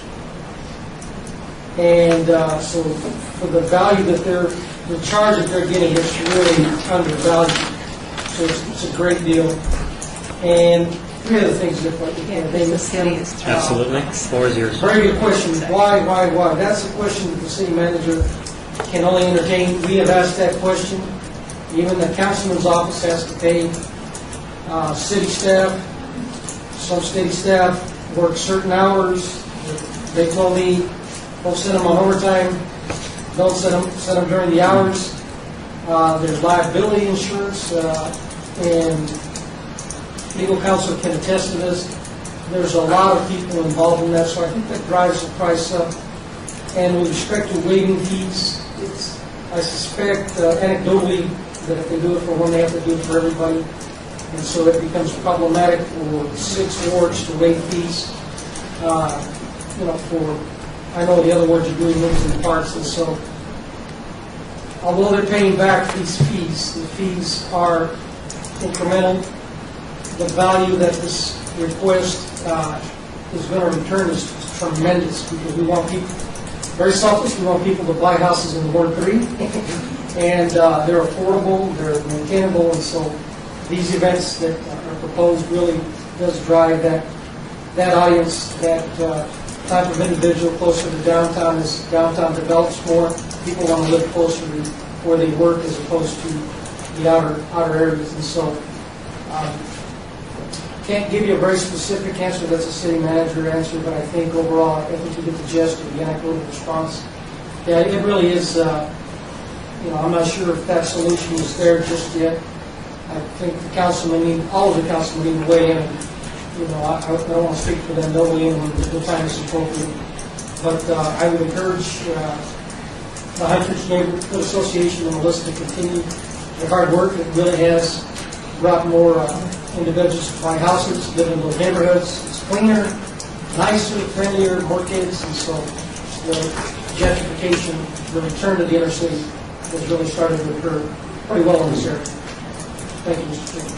And if I could make one last comment, not to take the last word away from you, Mr. Ortiz, have you approached any of the other neighborhood associations? Yes. They're all somewhat active, because I know Lance Kirk, who's West Huntridge president, he lives actually in your neighborhood. I work with him all the time. Okay, great. And Beverly Green is fairly active, and so is John Parr. Okay, great. Yeah, and actually, we combine resources. In the very first movie, Casablanca, we had a resident from John Lewis Park help fund it. So, an attorney. In your application, Mr. Ruggiero? And I know this might seem kind of, silly, but what about working with the folks that own the Huntridge Theater and trying to do, instead of a movie in the park, it sounds silly, but a movie in the theater? That's a whole other meeting. That's a whole other meeting. I work with them all the time. I'm trying to make inroads with them. So In the parking lot, it's a huge parking lot. Yeah. I mean, just trying to get some, because that is a big plot. That is a big area, and anything that could be done in and around that theater would absolutely help your community. That's a whole Believe me, other That's a whole other can of worms we're going to open I know it is, but The only responsibility here is that when you get involved with planning and all the licensing people, there's a lot of hands in the pie. It's better to allow the neighborhood associations to do their thing than to let city services. Sometimes it just runs a lot smoother. And not that we don't do a good job, but it's just a lot smoother than they do it. even in that parking lot, Yeah, it's not even a movie could be programmed over there, at least to get them halfway. Sure, we're actually trying to get an agreement in place as we grow in the park with the movie. We want to do shared parking agreements with them and for other park events as well. Maybe even a little farmer's market or something the next. Okay, Mr. Ruggiero, thank you. Okay, I'll give you my card. So We are that over on you time. Missy Durante, quickly, please. We, at the city, like you said, in the council offices that maybe put on movies in the park, we try to share costs with the movie that we're using the license for. If he shows E.T., I'll try to show it too, because then we can split the cost of what that would cost, what that would do to our budget. So it is weird. We hear our attorneys in the mornings back. Usually licensed for one viewing, but I'm not sure what's. Great. All right. Now, in your application, you asked for $5,000. Is that a take it or leave it kind of number, or are you willing to work with whatever the board The can fund? minimum we gave was $3,000, right? 3,000. In my notes, it says 2,700, but. Okay, we rounded down.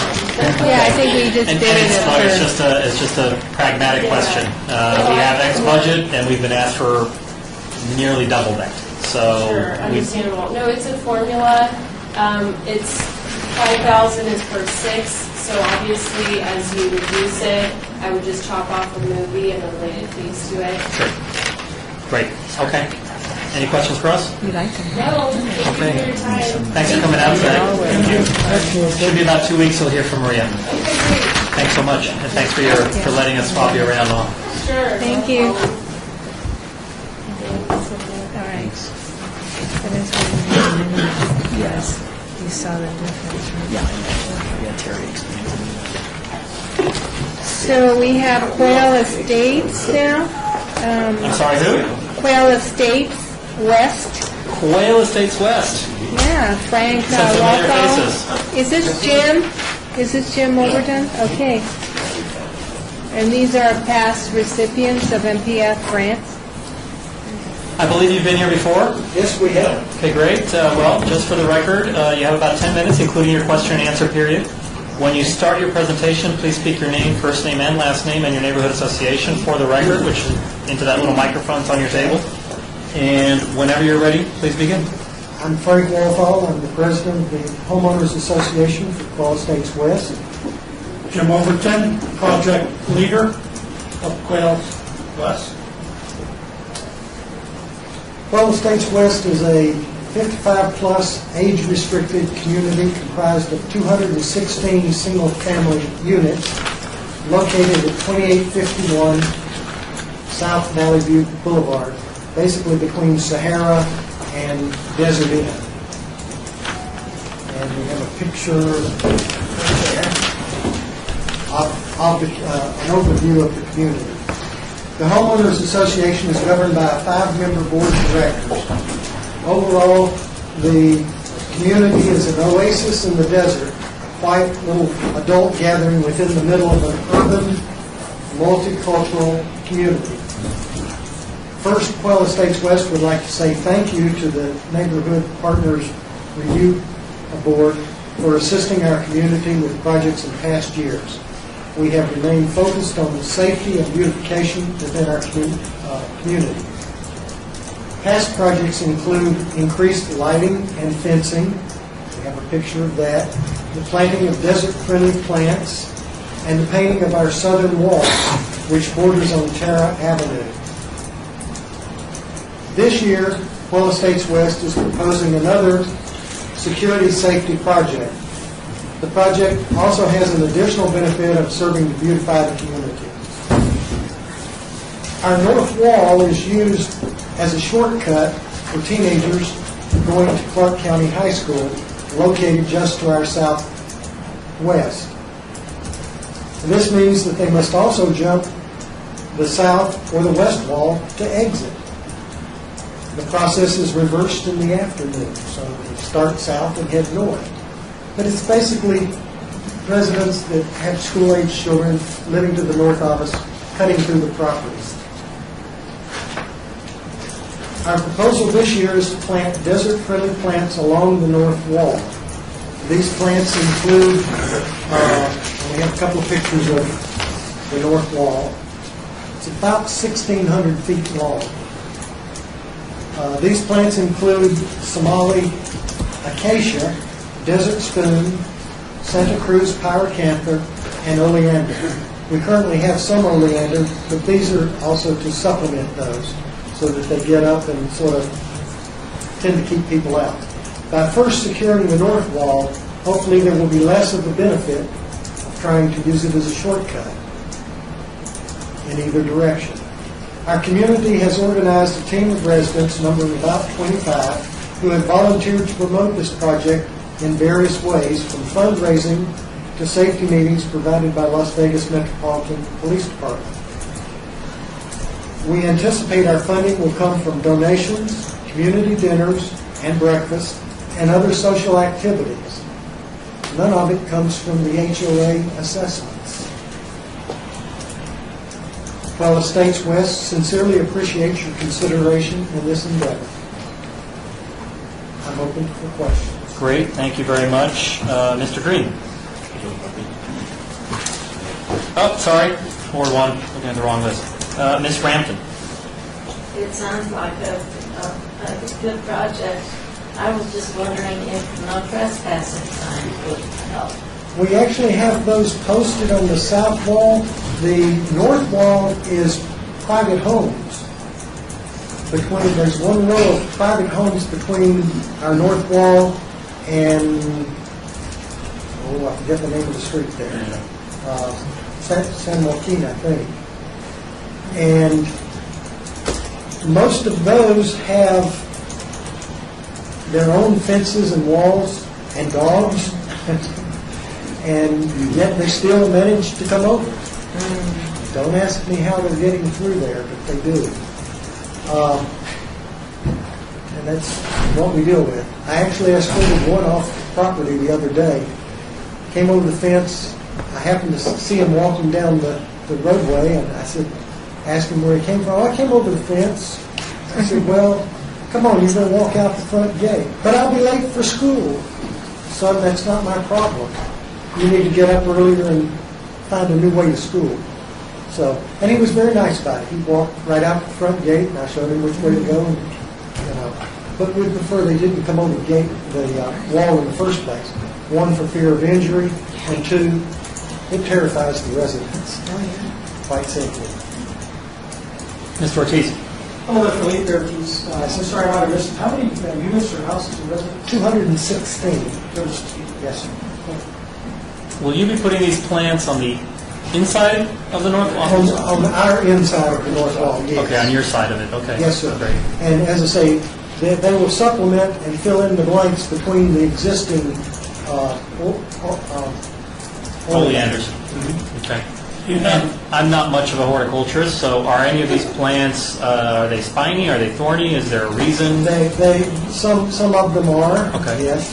The desert spoon, you don't want to draw your hand along there because you will pick up a few little, it makes you want to not be there. You have to realize now, we're a community of 55 and older. And I would say, I'm 80 myself. See, I'm one of the young ones. So you see the fear on these people. Sure, just find a stranger in their backyard or walk through their yard, absolutely. Or just see them Understood. walking by. Understood, absolutely. Any other questions? Mr. Toussaint? Mr. Toussaint, could you describe your project last year and how it went? Last year we had the rumble strips. Right. And those were designed, basically they're brick interlays that with one section raised, and they alternate lower raised, lower raised, lower raised. And they're not only decorative, but they did, in fact, help slow down traffic. So it worked out well. It does remind folks, ooh, maybe I am going a little fast. UPS, man, I mean, it jarred his trucks up figures. I live on an end unit, and I can attest that when they speed, they pay. They know about it. So it does provide a good friendly reminder of slow down. Anyone else? There was another project that was going to get rid of some oleanders. Ooh. What you just heard, the one that wants to put grass stuff in there? The horns, the four winds. Yeah. Four winds with the grass. You can put them inside. Let us know about that if possible. Please, Rachel. Oleander recycling. They're hard to plant. They are. Probably, if they're transplanted the same day, I would think.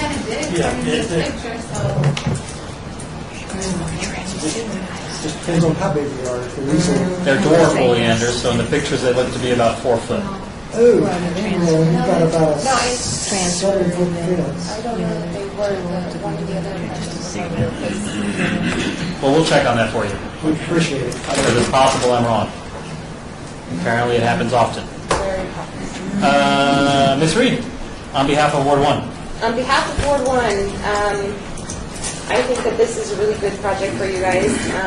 I was a little concerned when I first started reading about, I wanted to make sure, because in my mind, all of your plants would be large cactuses with big thorns and claws and things, because I know that those teenagers can be very persistent when they're trying to take a shortcut.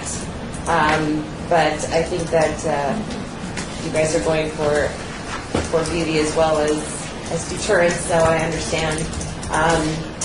You guys may not be aware of this, but your projects every year tend to be noticed by many of our other groups, and I get lots of calls every time you guys get a project. Folks want to know all about it. They want to know how you got it, where you got it, what are you going for next year, etc. So a lot of our Ward 1 groups look to you guys to see what you guys are going to be doing next. So I just wanted to let you know that, in case you're not aware of that. So I think this will be another really good project. I hope it works well for you, because we want you guys to be safe out there. You guys have a really good little community going. So I'm very much in favor of it, and I wish you guys all well. Thank you. Thank you. Thank you again for last year. You're welcome. For the record, as you know, each year the requests we get for funding exceed our ability to fund. So is your $5,000 request take it or leave it kind of number, or are you willing to work with whatever the board can afford? We will gratefully accept any part of it. Great. Thanks so much. Should be about 2 weeks for us to wrap up the process, and then you'll be hearing from Maria with our decision. Thank you. Thanks for being here. Yes, sir. Thank you. Thank you, gentlemen.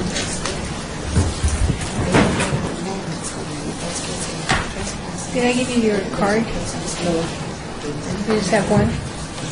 Okay, put that one first on the case, and as you go out, as you drive out, the one's done first. Okay. And then your validation stuff. As you go through the group. Western Highland, I believe? Yes. Western Highland wins the award for rescheduling at the last minute. We appreciate... I'm Mr. Johnson, Philip Johnson. Right, I know, Western but Highlands. Western Highlands. Yeah. I'm sorry. Yeah, we I want to thank you for apologize, shifting yeah. to today. We appreciate that. I was a little bit more, I think, prepared to do this last week, but we'll get through this. Oh, we're an easy crowd. Okay. So you've been here, so you've seen a couple presentations. but And that's been an advantage for me. Great. For the record, you'll have about 10 minutes, including questions and answers. Okay. Please identify yourself when you begin your presentation by first and last name and your neighborhood affiliation. Okay. And since you're working by yourself, we'll know that all questions answered by you will be by you. Very good. Whenever you're ready. My name is Philip Johnson, and I'm representing the Western Highland Business Association Neighborhood Watch Group. We're located on Western Highland Avenue between Charleston and Sahara. We have about approximately 96 businesses that are part of our association. We we formed on our own. Concerns over theft, break-ins, and vaping in the area. Actually, we formed as a lynch mob, literally as a lynch mob. All the businesses. And since then, though, you've evolved into a neighborhood action kind of group, right? Well, I was the lynchee, and they were the lynchers. All that's behind you now, right? Actually, I'm now the vice president of the association, so I hope a little bit. Unfortunately, the president's not here. Legal counsel would love it if you said that all that's behind you now. It's all behind us now. And allow me to explain. I have 9 more minutes. What had happened is, I'm Mass Save Recycling. We are a scrap metal processor here in the valley. We have 5 locations. And we were thinking about putting a scrap metal facility in Las Vegas. We saw the Western facility, and so we went to Gary Reese's office to see if this was possible. We met with Gary Reese and his liaison, Susie Martinez, and the other lady escapes me. And we met with them, we invited them out to our facilities before we moved in there to make sure that it would be an okay kind of a deal. And everybody agreed, everybody approved it, and we moved in. And after about 6 months and $1 million invested into our facility, Gary Reese's office received another phone call. And it seems that everybody in the neighborhood was getting broken into.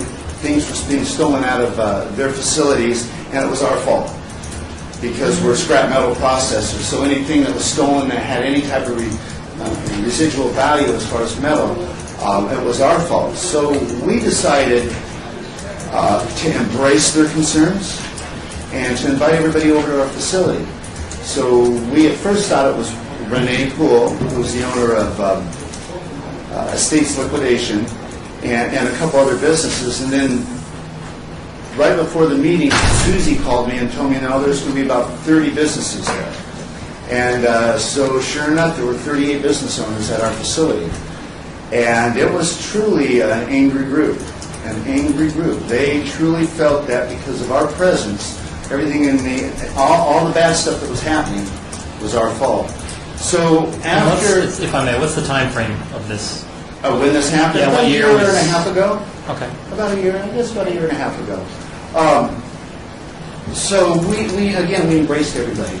And we showed them all the new laws that we have in the Valley with regards to fingerprinting, videotaping, photographing, turning our information over to Metro. And in fact, Metro was at that meeting with us on our behalf to help try and resolve some of these fears that they had. And by the time the meeting was over, everybody was getting along, we were all in good shape, and everybody was on the same page. And so we decided to have another meeting. Let me back up. There were ideas that were discussed about hiring our own private security for the area, the vagrants that's going on, some of the things that we could do. Metro had some suggestions. Then we decided to go ahead and organize and meet again. And we did. This time we had, I think it was a new councilman, Bob Coffin. And we also had Senator Warren Hardy at the time at our meeting, along with quite a few Metro officers, and discussing some of the things that we could do and so on. And then Rob Varant, I believe I'm pronouncing his name correct, was also at our meetings. So Rob and Bob and everybody just kind of liked what we were doing. We kind of took initiative on our own after all this discourse, and we decided to do a few things about our neighborhood. Inviting Metro in, talking about the transients, talking about how to handle that in our area, because it's, if you're familiar with that area, it's pretty heavily a lot of traffic in the area, a lot of transients in that area. So Rob suggested that we get organized. We organize the president, vice president, treasurer, and become an actual organization. Then he mentioned, well, once you establish yourselves, then you can go to the city and ask for grants. And I'm like, what for? And so then Rob explained to us some of the advantages of incorporating the city along with some of our private funds and helping with our community in our area. And I'm sure every one of you are aware of Project Neon. That's happening, and it is happening. I think they're breaking ground in February 2013. That's being dropped right on our doorstep. In fact, they're stocking it as they do the flyover on Charleston, and they split us up into Western and to, in fact, I brought some pictures here to help you a little bit. To kind of show the new flyover that they're building from Grand Central Parkway, how we are going to have direct access off of Charleston. You want me to take care of it? How we're going to have direct access off of Charleston, right turns and left turns, and how they're going to bring the Grand Central Parkway over the top of Charleston right into our neighborhood. They're going to split it off to go into industrial and down into Western. They're anticipating our traffic to increase to sixfold. So if we are bringing 500, they expect 3,000. If we have 1,000 down there, they expect 6,000 driving by us. And if you notice over at Oakey and Western, and you see the beige line that they've drawn up to Western, that's where they're going to stop. They're stopping at Oakey and Western. So we have been organizing ourselves, and we've been talking about how we are going to better our community to help with the aesthetics that Project Neon is going to bring to our neighborhood. So we've been talking about, and again, Rob's got us awfully excited, different ideas, different neighborhoods. We want to incorporate the industrial into our group, or maybe have them create their own, and then incorporate with us. 3 minutes. Why am I here now? Okay, Project Neon's not happening until next year. We want to do a better job of organizing ourselves. We actually want to put out a newsletter, a simple, single-page, two-sided newsletter to get out to all of our constituents in our neighborhood. Getting them excited about what's happening, letting them know what's happening. Up to this point, we've been doing this all on our own. We've been holding meetings at different locations. We first started at Metro Substation over on 9th and Bonanza, and now we've been moving it around to either O'Rourke Plumbing, over at the Estates, our place, Goodyear's next, and we're moving around so that we have more of a community involvement. Everybody's getting on the page, or same page.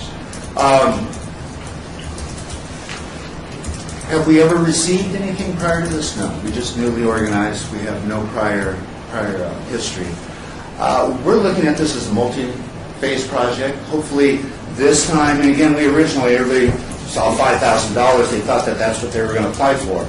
And again, I'm like, what for? What do we need money for? And then it was the newsletter and getting together and so on, some of the things that were explained to us. And so it was originally, then rethought to $2,000. Then after speaking with Maria, and then myself and having my folks run around and get prices on things over at Smart and Final, over at a printing company to kind of figure out what it's going to cost us to continue our organization and so on, we kind of settled on $500 at this point. So that's where we're at right now. We would greatly appreciate it, and thank you for inviting us here to allow us to speak to you and apply for this. This is my primer. Never done this before. This is my first. This is going to teach me how to do it next year and the year after, and I'm going to get real good, and you guys are all going to get used to us because we're going to do a lot for that little area in there. Is some of the oldest industrial area in Las Vegas, and it's pretty dilapidated right now. The economy has hit it hard. As the casino business starts to perk up and we have more visitors, you're going to see that infrastructure that supports that casino business to grow. And so we're excited. We know it's coming. It might not be right away, but it's coming. And we are very excited about it. So again, I hope I answered all your questions. Well, we probably have some more, but okay. Does that conclude kind of the formal part of your presentation? Pretty much. Well, I want to thank you again for being flexible enough to move to today after being originally scheduled for last week. And I live downtown. I live at Oak Inn 9th. Okay. So I drive through your area fairly frequently, and I think it's great. And, I've been on this board 5 or 6 years now, and I think you're, the school teacher tells me it was 6, so I'll take her word for it.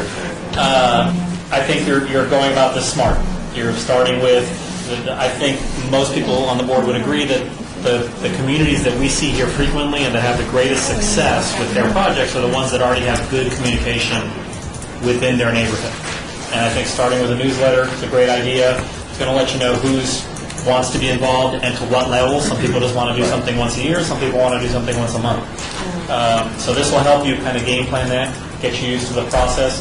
I think it's a great project. I think it's properly or it's attractively funded, at least from my point of view. So thank you for being here. Thanks for taking the time, and I wish you best of luck with it. The rest of the board, anyone? Any comments or questions? Mr. Guerrero? What's the name of the newsletter? Or?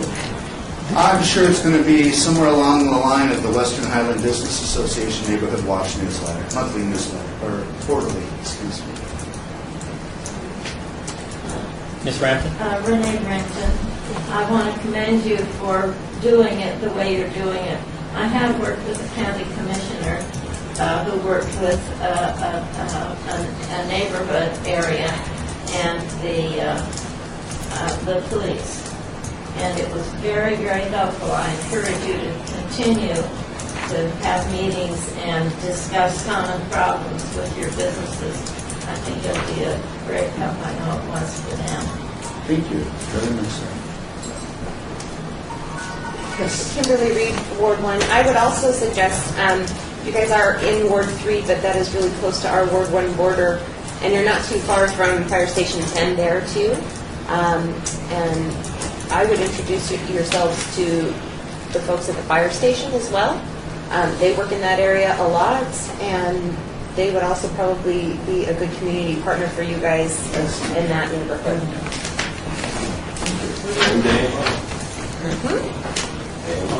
Yeah, AMR as well, which is right around the block row from the station. So.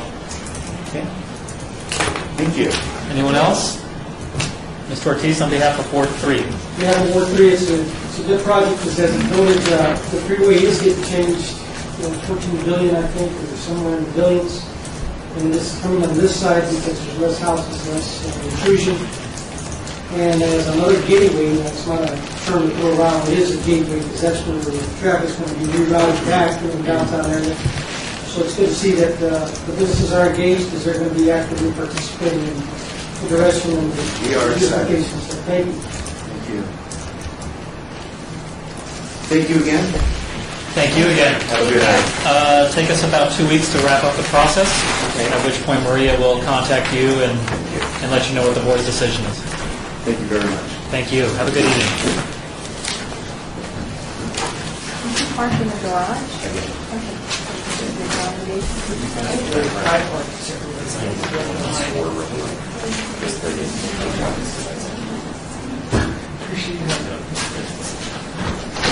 All right, that concludes the presentations, the applicant presentations.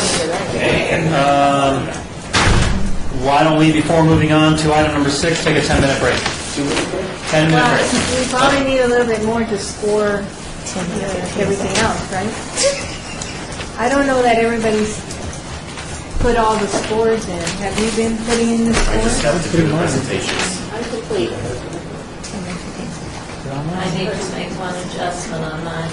Okay, so you've got a computer in front of you, he's on his, so do we think 10 minutes is enough, or do we want longer? I need you to log me also.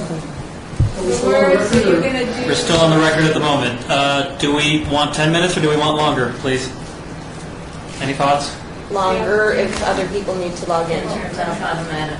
Okay, let's do a 15-minute break. Starts now, please. And so our attorney doesn't have a coronary. I am sure that when they buy the movies, they buy more than one showing for the record. For the record. Getting rid of the blockers, or Yeah. Almost? yeah, like a year or so.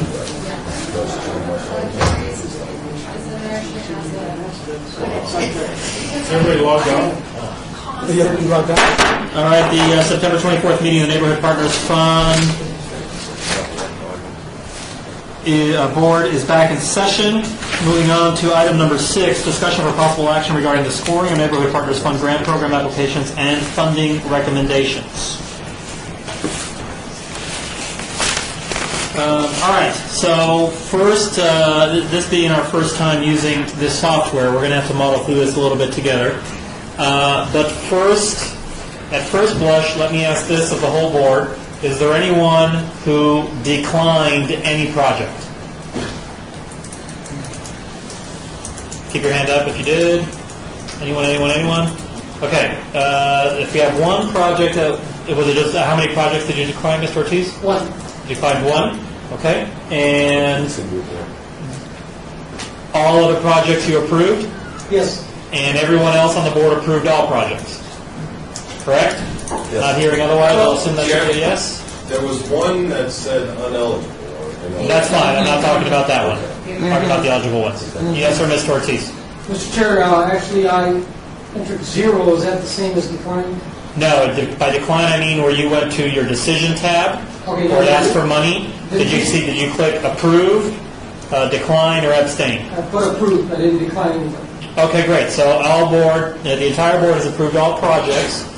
So therefore, do I have a motion to go through and change all the trial decisions to approve? I so move. Second. We have a second. Great. All those in favor? Aye. All those opposed? By unanimous vote, we're moving all trial decisions to approve. That'll take a minute for us to, or for Maria to do, and then for it to reboot.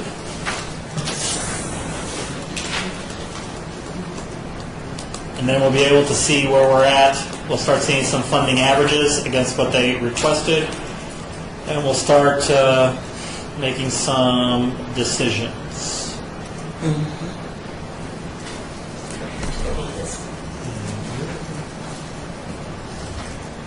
We need an all approved button. Maybe I should have just done it. We missed one. Just one up there. Yeah, there you go. Fabulous.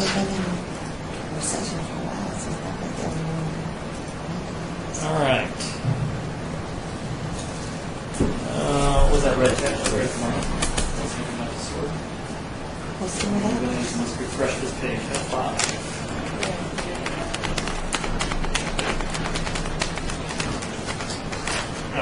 Clear it up. Can you see him, Jerry? You can't see him? That's your question.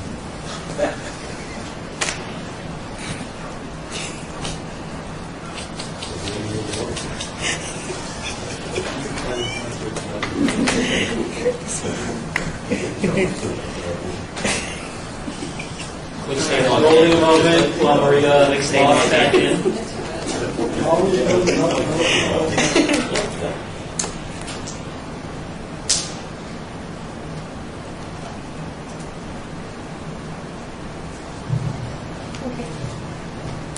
What I did before is that I had it scored with the ones that top first. In other words, the highest scored person.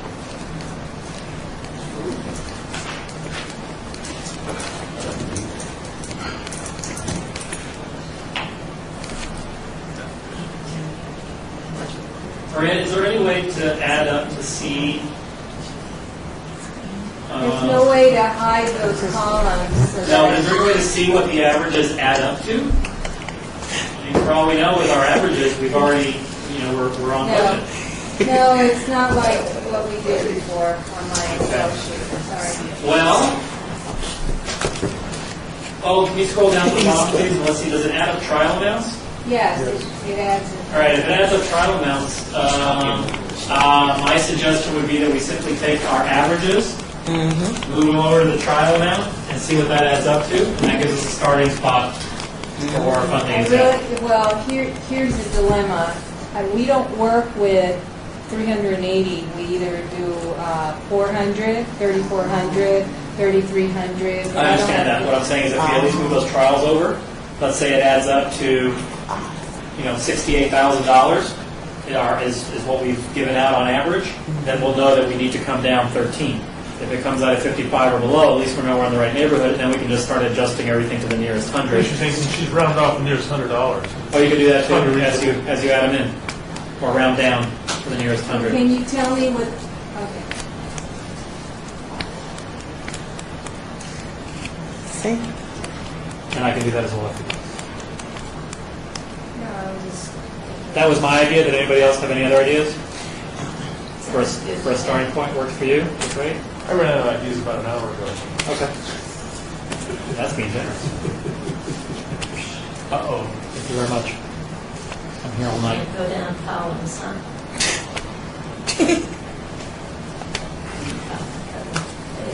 Would you like a mouse? Yeah.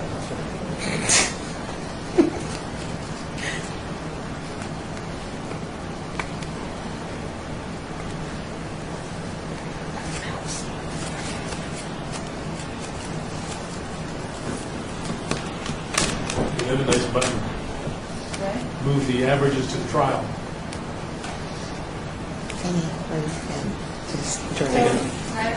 They need it where you can just drag it. You need to just drag it over. Including dollars and cents, and it's just something to. They don't have Give you a an drag idea. it. Drag them outside. Yeah. One button, you Look just at that. enter all trial amounts.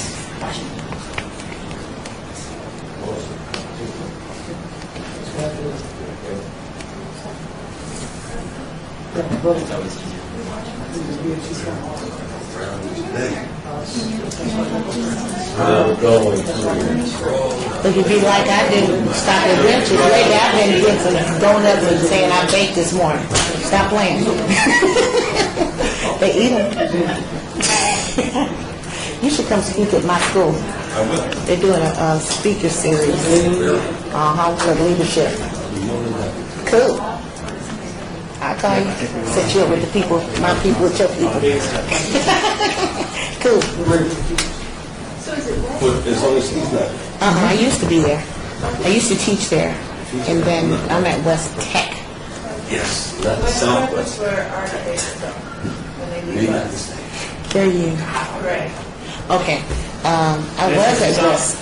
It wasn't West Prep. It was West She'll Middle leave the School. room, she has to make a note of it. Now it's what's Yeah, that's West Prep. My son graduated from West Prep. But and a lot of my friends are there. There's no settings on my computer. Our kids get bused all the way There. to our school. Wow. Sorry. But then, Close to Harris Story Pines. wow. I was there when it was West Middle School and then the West Edison. Okay, and then I left and ended up going to middle school. Because Maple Home Guard is one of those schools that they can go to kindergarten, but unless they've been at Lottery. Oh, they're on a lottery now? Yeah. I don't remember them being on that. Are they mad now? Really? I did not know that. You are kidding. I didn't know that. So all the kids Amazing. go to kindergarten, but if they don't get in for, So where do they go? they come to our school, which is on Sahara. Get out. I didn't know that. I did not know that. 'Cause that means You don't wear contacts? they outed all those kids that were in that neighborhood. Because they had all the apartments and all that stuff. I got Get out. Yeah. I did not know that. All those, Yeah. the suites on Bonanza Way. Yes. Yes, I know that. All of those places, they all busted us. I literally, because I look at the scores falling, and I still have the 100 Academy, like with their, any kind of administrative anything, because I just don't want them to. So I'll be like, this is due, you know? Yeah, just make sure. Yes, they do. And you know what, I always talk with them with their administrative stuff, anything that comes up, I'm like, don't mess this up. You know, I will give you my copy, you can adjust it for real. You know, don't reinvent the wheel. Just take it. After moving all the averages over to the trial amount, looks like we are, if we just follow our averages, about $1,500 over. If you refer to, and unfortunately, in this current version of the software as designed for us to use this year, there's no way of seeing it. The only way you can see it is by looking at your Excel spreadsheet that you got from Maria. That'll show you the minimums from each group. And I suggest, and I'm open to other suggestions, should anyone have any, that we now start looking at the minimums group by group and figuring out where we are, average versus minimum. Mr. Ruggiero, you had a suggestion. Mr. Chair, I know I made my recommendation based on the minimum, and I think if there's a consensus that every other member did that, then maybe we can just take the total amount of applicants, divide 1,500 by the total amount, and then just reduce each of the average recommendeds by that amount. I will say the challenge with that is the city only gives out dollar amounts, even hundreds. We won't give out 20, we won't give out 30, it's always by the hundred. Then we'll round up, round down. Mr. Chair, I Ms. Rand. recommend that we don't exceed 3,500 for any group. Okay, that's not a recommendation. Ms. Baxter, did you have something? Does anybody have concerns with Timberlake and the pigeons? Okay, now, all right, so that being said, we have 3 recommendations for a way to kind of do this quickly. However, Ms. Thaxton wants to bring up an individual project at this point. So if you turn to your sheet, she'd like to discuss Timberlake and the pigeon control pellet thing. Right. Okay. And the party that goes along with it. There was a party. There was a celebration. I didn't understand the celebration for the feeding of or whatever we want to, The birth control. Right, the birth control for the pigeons. All right, let's take does anybody have that application printed up in front of them by any chance? Mr. Ortiz, go ahead. No, you're fine. You can take a look and read it. I don't recall a party that we were funding the party. They were going to have a party, but I think all of the funding was just for the pigeon birth control.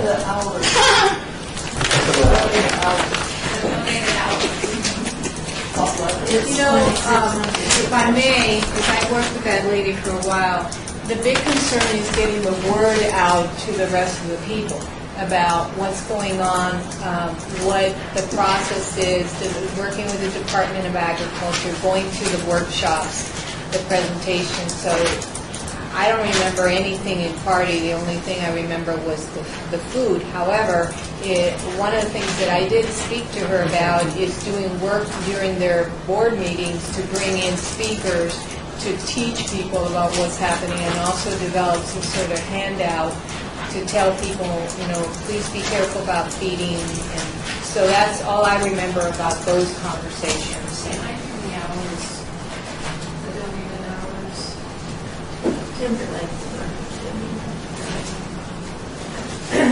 Kimberly Reed, I can tell you that my question about that particular project was that it looked like they had very few feeders, if I remember correctly, maybe one. We have one feeder. One feeder for that entire neighborhood.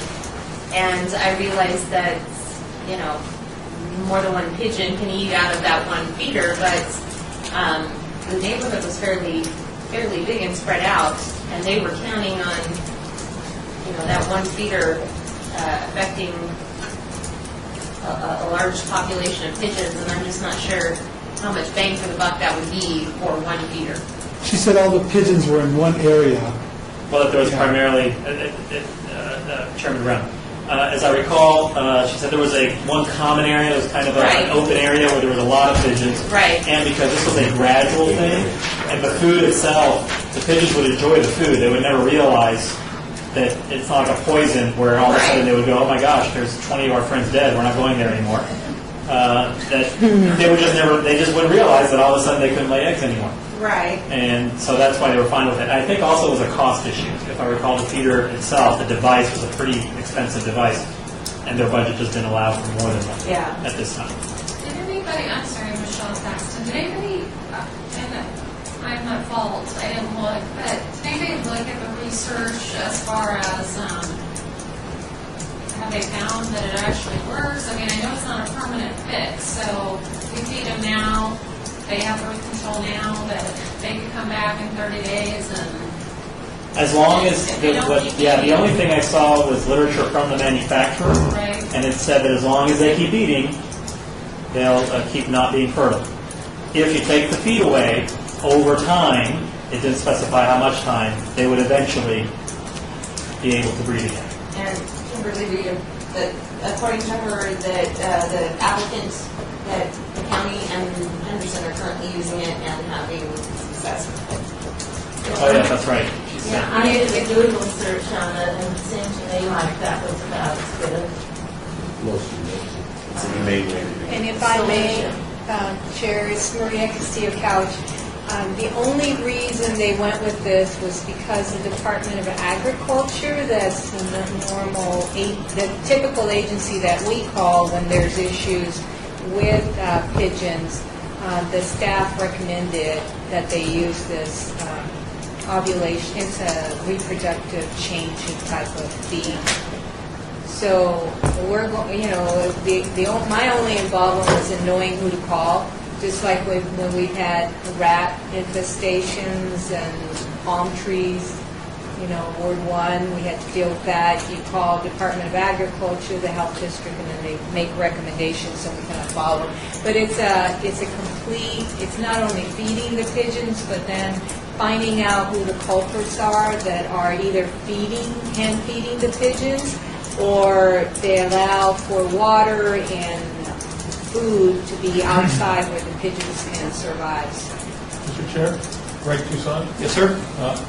I don't know if you looked at Sun Lake Meadows apartment community's budget, but there's $1,000 error. Okay, well, let's hang on 1 second there. Let me resolve Ms. Thaxton's question regarding Timber Lakes. Are you satisfied, as your question about a party, not a party being funded, all that, are you satisfied with what you... It looks like they are funding a party, but I didn't see... This is not all the documentation. I don't know that that's all the documentation, so... Okay. We do have the ability to pull it up if you want, by what they submitted. Of course, you have a laptop there. Still on Timber Lake, Ms. Ortiz? Mr. Chair, 2 items, Felipe Ortiz. First of all, it was not a well-designed project, and I would say that in my vote that you would get funded at all. Secondly, I need to excuse myself. Okay. I'm emergency, so. All right, I understand that. Ladies and gentlemen. And I'll leave the book with all the print out. That'd be great. As much printed material as Okay, thank you so much. Good luck to your brother. Thank you. All right, still on Timberlake. Can you, I accidentally had it on the screen here. I do believe, if Maria, if you could pull up the, there we go. I do believe Timberlake got the lowest score. If you sort it by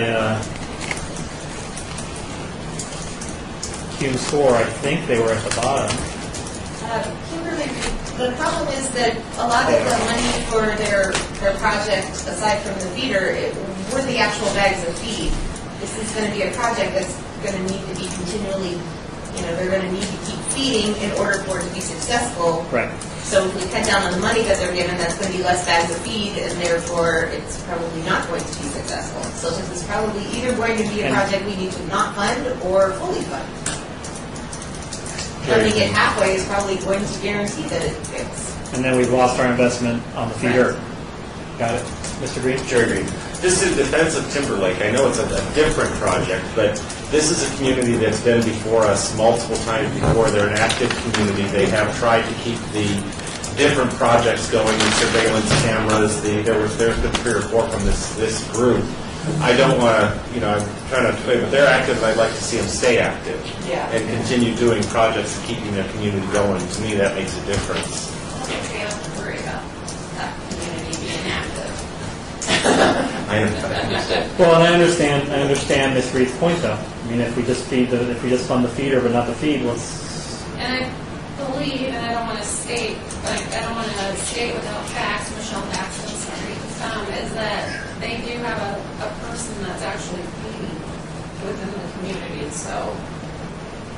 Oh, so they're trying to counter the effect of somebody who's feeding cornmeal or whatever. We need to have a pigeon intervention specialist. We need a pigeon whisperer. Okay, so that being said, Timberlake did score at the bottom. On average score, they did receive the lowest score, or the lowest average score from this board. They had asked for 2,600. they'd asked for 26 and said their minimum was 26. So they're right along with Ms. Reed in that either give us the 26 or don't give us anything. Right. Currently, they're at 21. So I put it to the board. Is there a motion in front of us?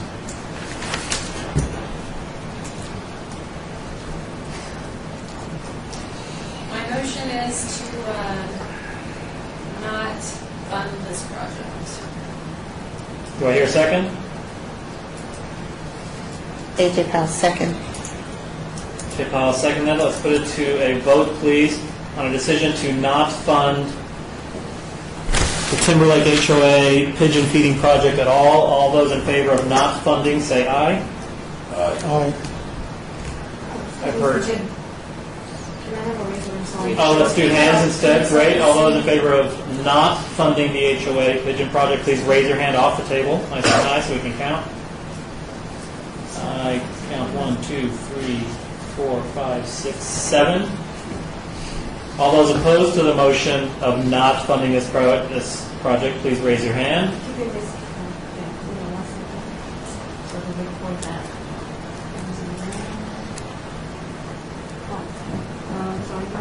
The ayes were 7, the noes are 3.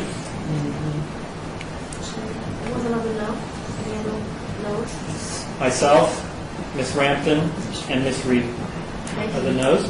Any abstentions? All right. That being said, the board has decided to not fund the Timberlake HOA pigeon feeding project.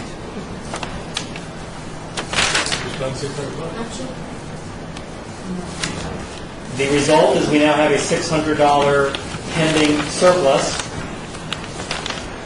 Did you change that vote as well, Mr. Chair? Mr. Ruggiero, for the record. In other words, where it says approved. Oh yeah, I believe we do need to change that, Maria. It says approved. We need to change that to a decline. Mr. Chair? Mr. Toussaint? Sunlight Meadows had an invoice of $2,500 but they recorded on the cost estimate sheet is $3,500. They've overstated their cost by $1,000. If you look at those particular sheets. If anybody has it printed out, that'd be great. Sunlight Meadow. Sunlight Meadows. Sunlight Meadows. I had some issues with some of the forms, and I don't know if Yeah, we we need to- uploaded all of them. Let's make sure we confirm that Right. make sure it wasn't a clerical error. The ones that are in the system, it's a $2,500 invoice, which is listed on the cost sheet as $3,500.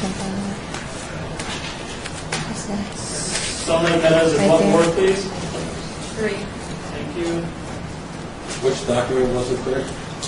There was a cost estimate, which is, I don't know what For a document it is. boulder placement for 25 And cents. then there's an invoice amount, unless I misread it. Just double check that before we take any action.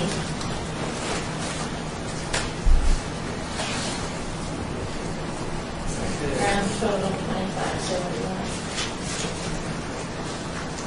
For the plans. If you go to the document, there's a cost estimate sheet. I have hard copy here. Let's. The plans were that, but they had drywall primer and all that kind of stuff, and that's another 1,000. There were 2 different invoices. Right, but one of them was this for $2,500. The invoice was, but the amount in the cost estimate, if I remember right, was $3,500. And that didn't take into account the other one? No, it's a separate. There's 2, there's one that's a 2-page gray. One is 2571. And then right after that, we got the plans, which is 1,500. That's it, 4,000. If I look at their budget, let's see. Can you go to the cost estimate sheet? 8592.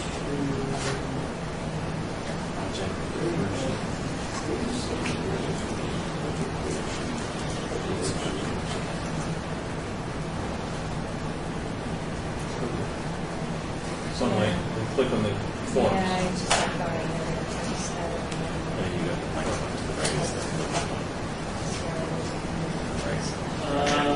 What I'm seeing, Mr. Toussaint, looks like everything's correct. Does it? Yeah. I have hard copies here if you want to look through them real quick and see if you can find, but from what I'm looking at it. 2,500 This there. is 2,500 there. If you look at it on the budget sheet, look at the budget sheet, the budget summary.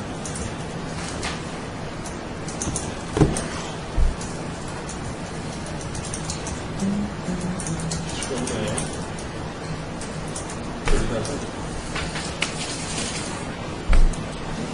3,500 is from Lorenzo Contract. But their invoice is for 2,500. So I don't know which is right. There's the 3,500 there. But if you actually look at the invoice, it says 2,500. That's the life splitters?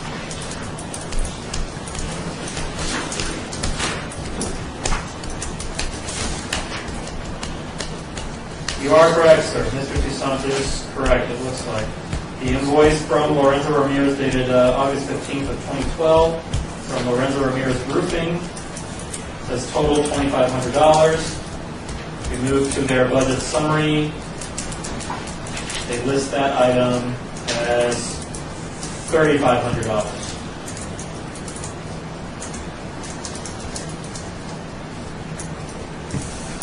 The question is what to do about it. If they had known that, they might have just requested more money. Well, they requested 5,000, so I'm not quite sure how they could have. You're right.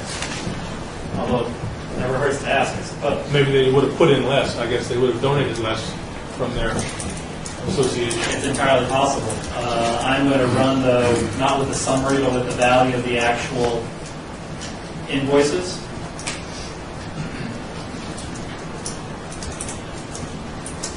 Now, if we look at their sheet, what was their minimum request?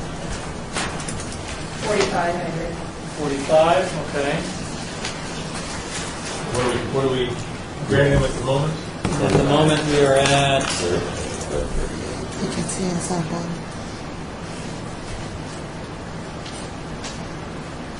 No, it's right at the bottom. Down a little further. Aggregate, yeah. It's in the very bottom of the show. We're at 3,700. 3,700, so. They want 4,500, and I thought that down to 3,500.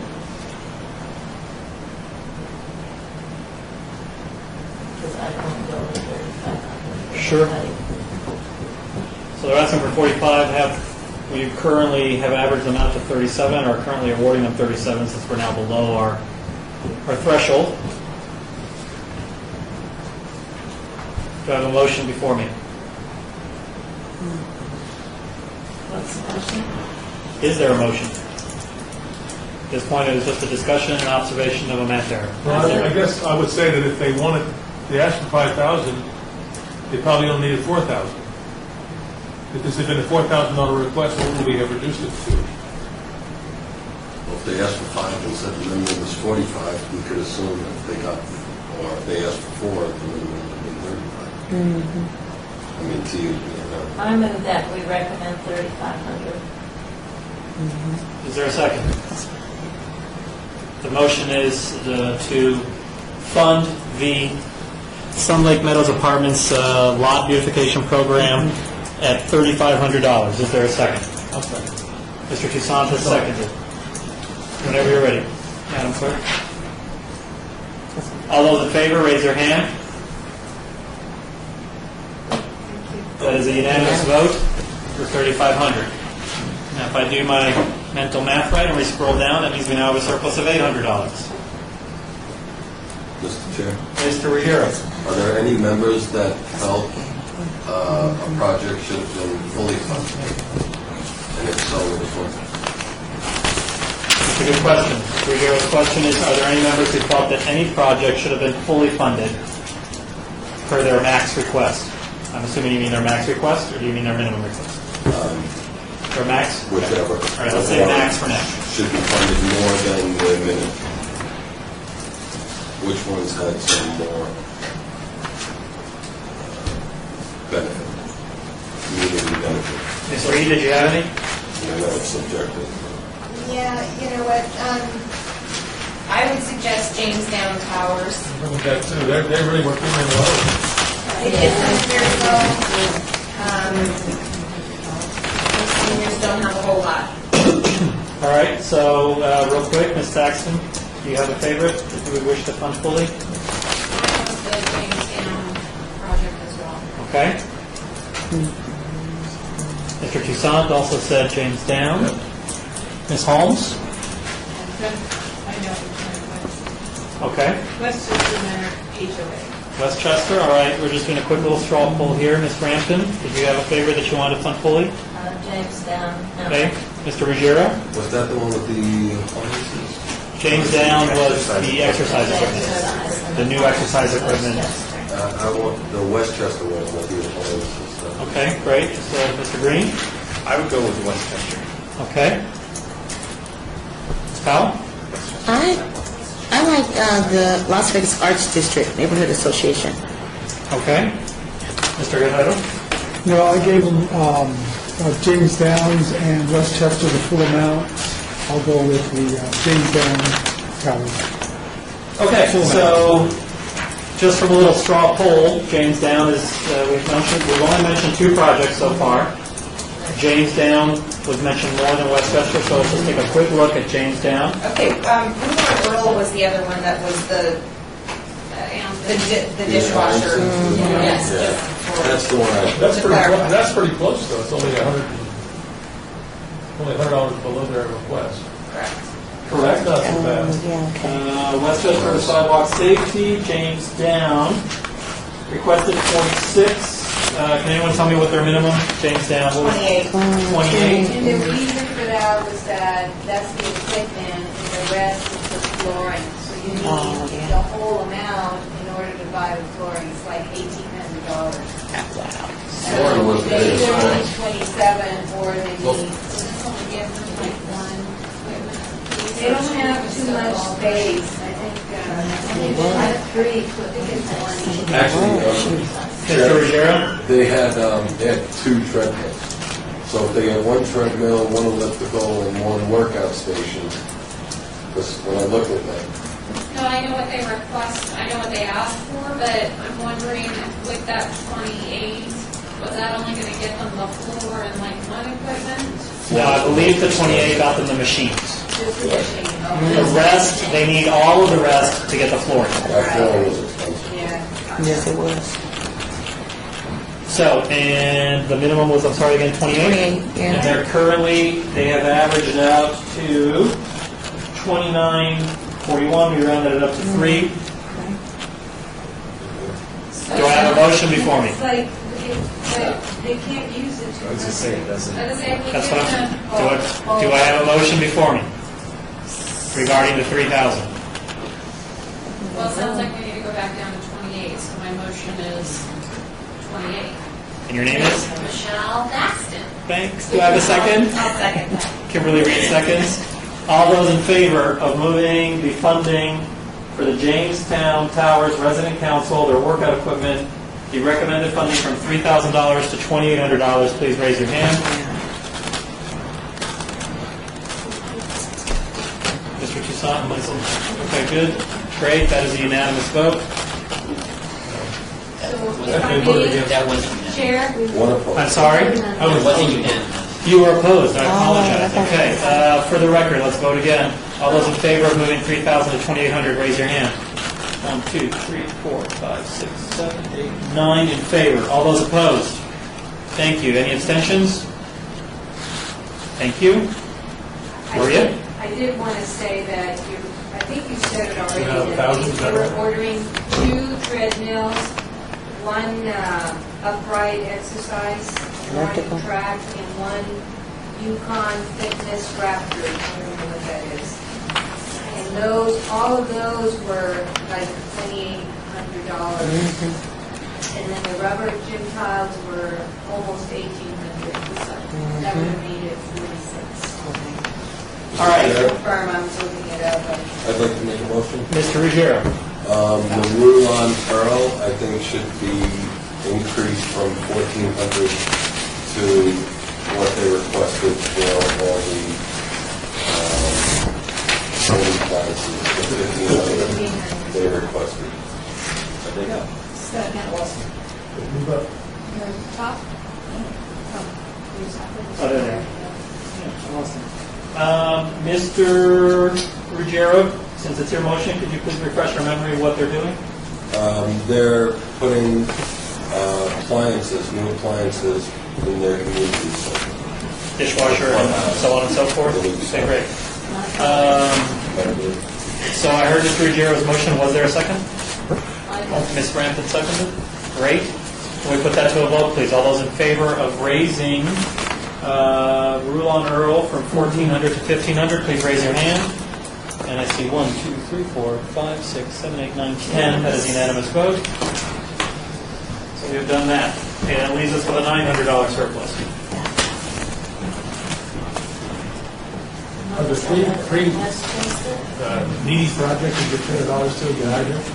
Mr. Toussaint, in an effort to be expeditious, I suggested splitting it up into 3 and giving it to 3 needy projects. Could you define needy? I'm not there yet. Okay. Yeah, because they need it all. Westchester? Oh, that's right. Westchester was also brought up as a project, was brought up by several members. It's a project that, Sidewalk. that was okay. The cracked sidewalks and some of them they've actually painted yellow to prevent tripping and whatnot.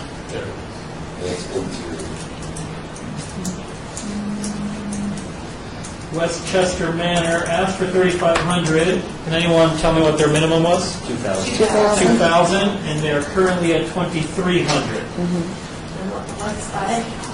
I know that we give precedent to that one. There is a motion on the floor to give the remaining $900 to Westchester Manor, moving them from 2,300 to 3,200. Do I hear a second? I would second that. Mr. Green and Mr. Toussaint seconded that motion. Are you ready, Mr. Clerk? All those in favor of raising Westchester Manor's funding from 2,300 to 3,200, please raise your hand. 1, 2, 3, 4, 5, 6, 7, 8, 9, 10. That is a unanimous vote. And I believe once we do that, scroll down. Amazing how the T works to our favor. We're not quite done yet, Mr. Toussaint, because there's a flip side to your question, or to the question Mr. Ruggiero originally proposed. So, now that we have gone through the projects that we want to make sure we either fully fund or fund as best we can, are there any projects that any board member particularly feels that we should not fund or fund very lowly? Was the ineligible, Mr. Ruggiero for the record, was the ineligible project removed? Yeah, that's not factoring into our math at all. It never, even if you did vote on it in the system, it didn't count. It wouldn't have done anything. Anyone? Anyone? Last chance.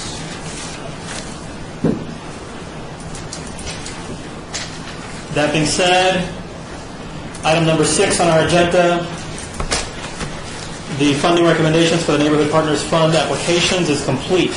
Item number 7 is the citizen participation section of our meeting. Public comment during this portion of the agenda must be limited to matters within the jurisdiction of the board.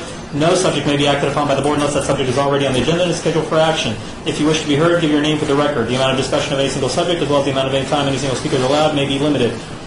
Seeing no members of the general public present, Can we just have a vote to accept all the recommendations? Oh, absolutely. That's a good idea. Going back to number 6. See, that's why we have people here. Going back to number 6. Is there a motion before the board, please? So moved that we accept the recommendations for this discussed. I heard an O. Because Timberlake and we were supposed to abstain from some of them. Do they count, or did we? They did vote on Ooh. stuff. We just did on the recommendation. We haven't voted on them yet. That's right. So what we need to do is vote to approve all decisions pending before the board except for Buena Vista. Buena Vista. The Lakes Association. The Lakes Association. And either way, I still got to do a vote for you to be able to vote on his and for him to be able to vote on yours. So the motion is to vote on to approve all funding recommendations as currently listed, except for the Lakes Association and Buena Vista. All those in favor, raise your hand. No, those two. That's right. Sorry, now I'm getting punchy. That's 1, 2, 3, 4, 5, 6, 7, 8, 9, 10. Great. All those, great. Any, what's the word I'm looking for? Those in favor, all those opposed? No abstentions. Great. All right, now the motion is to vote on the Buena Vista HOA project for the pool area makeover, to accept that funding recommendation. All those in favor, please raise your hand. I have 1, 2, 3, 4, 5, 6, 7, 8, 9 in favor. Any opposed? Any abstentions? Raise your hand.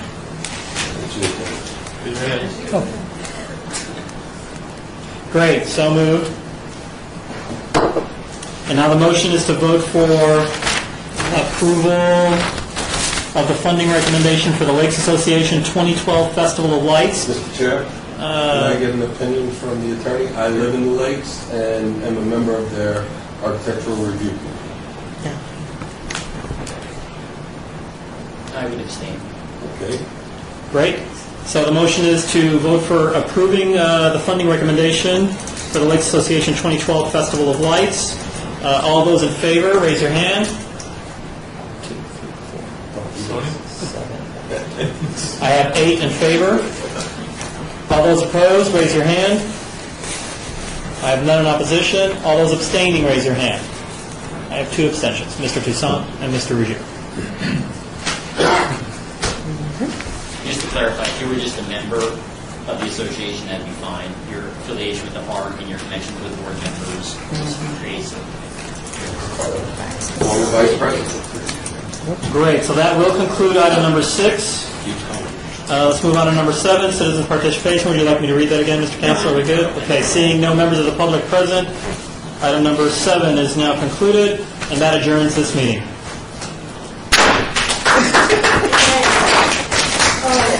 We got to talk about meeting again. In our bylaws, we have nothing to say that we administratively, or the city clerk can administratively approve the minutes. So today's minutes cannot be approved unless we come back. And we're thinking on the 29th as a possible date of October 29th. Okay. To just come in for a little bit, approve it, and then maybe discuss some other issues. You know, like evaluation. Yes, is that date? To the deputy city attorney, is there any way to do that by a teleconference? There's no obligation to approve the minutes in the bylaws at all, from what I understand. So you can. It's not going to make them happy. It's the city clerk. That's what I was told. Ms. Thaxton? They need to be approved, but what I'm saying, you don't need any action. You don't need to approve them to take action to approve the minutes. Oh, okay, thank you. That was, we had discussed that piece, so we're They need to be okay. approved at some point in time. We're going to approve it on the 29th. I go in front of council, already it's been scheduled for October 17th to do the presentation, but we wouldn't be meeting until the 29th, so they've already reviewed that. But going back, I prefer that they be approved at. Say again? I prefer that they be approved at public meetings rather than telephonically. so was that what you were asking for? Or? Well, I was going to say, I know a lot of us still attend the meeting for, on city council. I was thinking, could we do it before city council? On the 17th, that morning? Yes, well, since everybody over here. I mean, It's not me and city clerks, dates. We have other boards, and as you guys started talking about, like the city clerk. Yeah, it's the city clerk that kind of dictates our schedule right now. Is it possible that we could approve it? A year from now. First item of next year's First meeting. item of business? Well, when we come, Theoretically, yes, but prefer, well, we just need a quorum, correct? yes. Yes. We just need 7 You of guys have us. the same board members. I realize that October 29th is fine. We also want to get together, talk about this process a little bit, or at least some of us do, and if you don't, that's fine also. We'll make sure we have 7 people together. We'll approve the minutes, and then if I I may, most definitely have some questions that fall into the category Maria discussed Mr. Chair, earlier. if I may, yes, ma'am. we should vote the meeting of the minutes from the date to October 29th, so it's going to be on the 29th, unless you want to make a motion for it. At this point, unless somebody has a compelling reason to change the date, is the 29th. I just want to mention one more thing. That's the holiday weekend. That's the Friday that we're off, just because it's government, the Friday. So is anybody planning to take like a 4-day weekend, or are you still coming back on Monday? Because that's the Monday, right after that holiday. I suggest that you take a body count right now. So you can do it. I'll be on there on the 29th. I will love you. 1, 2, 3, 4, 5, 6. We'll Can you make say it, 29th? I'll Okay, good. It will be short, but we do need I need your rating of this process and what you think we need to change, and then if it's possible under Zoom grant, because I was restricted on some things that could and could not be done, but definitely I'm going to ask him about, can we compress all those numbers? We don't really care all the questions, and then just because we can't, remember when we used our program, the Excel sheet, it was a lot cleaner, bigger, and then we could see everything. So our next meeting would be in one of the training rooms downstairs, and then I would put it on a projector and just make it really big so we can see it better. But is there anything else about the process that we need to talk about, things like that? This is my first time using it. We reserved this for the next meeting, we'll reopen this meeting. Yeah, We adjourned the meeting already, let's not continue to discuss. Oh, okay, so I'm just telling them about what to think about. I don't wanna get- I don't wanna get- Talk about it next time. All right.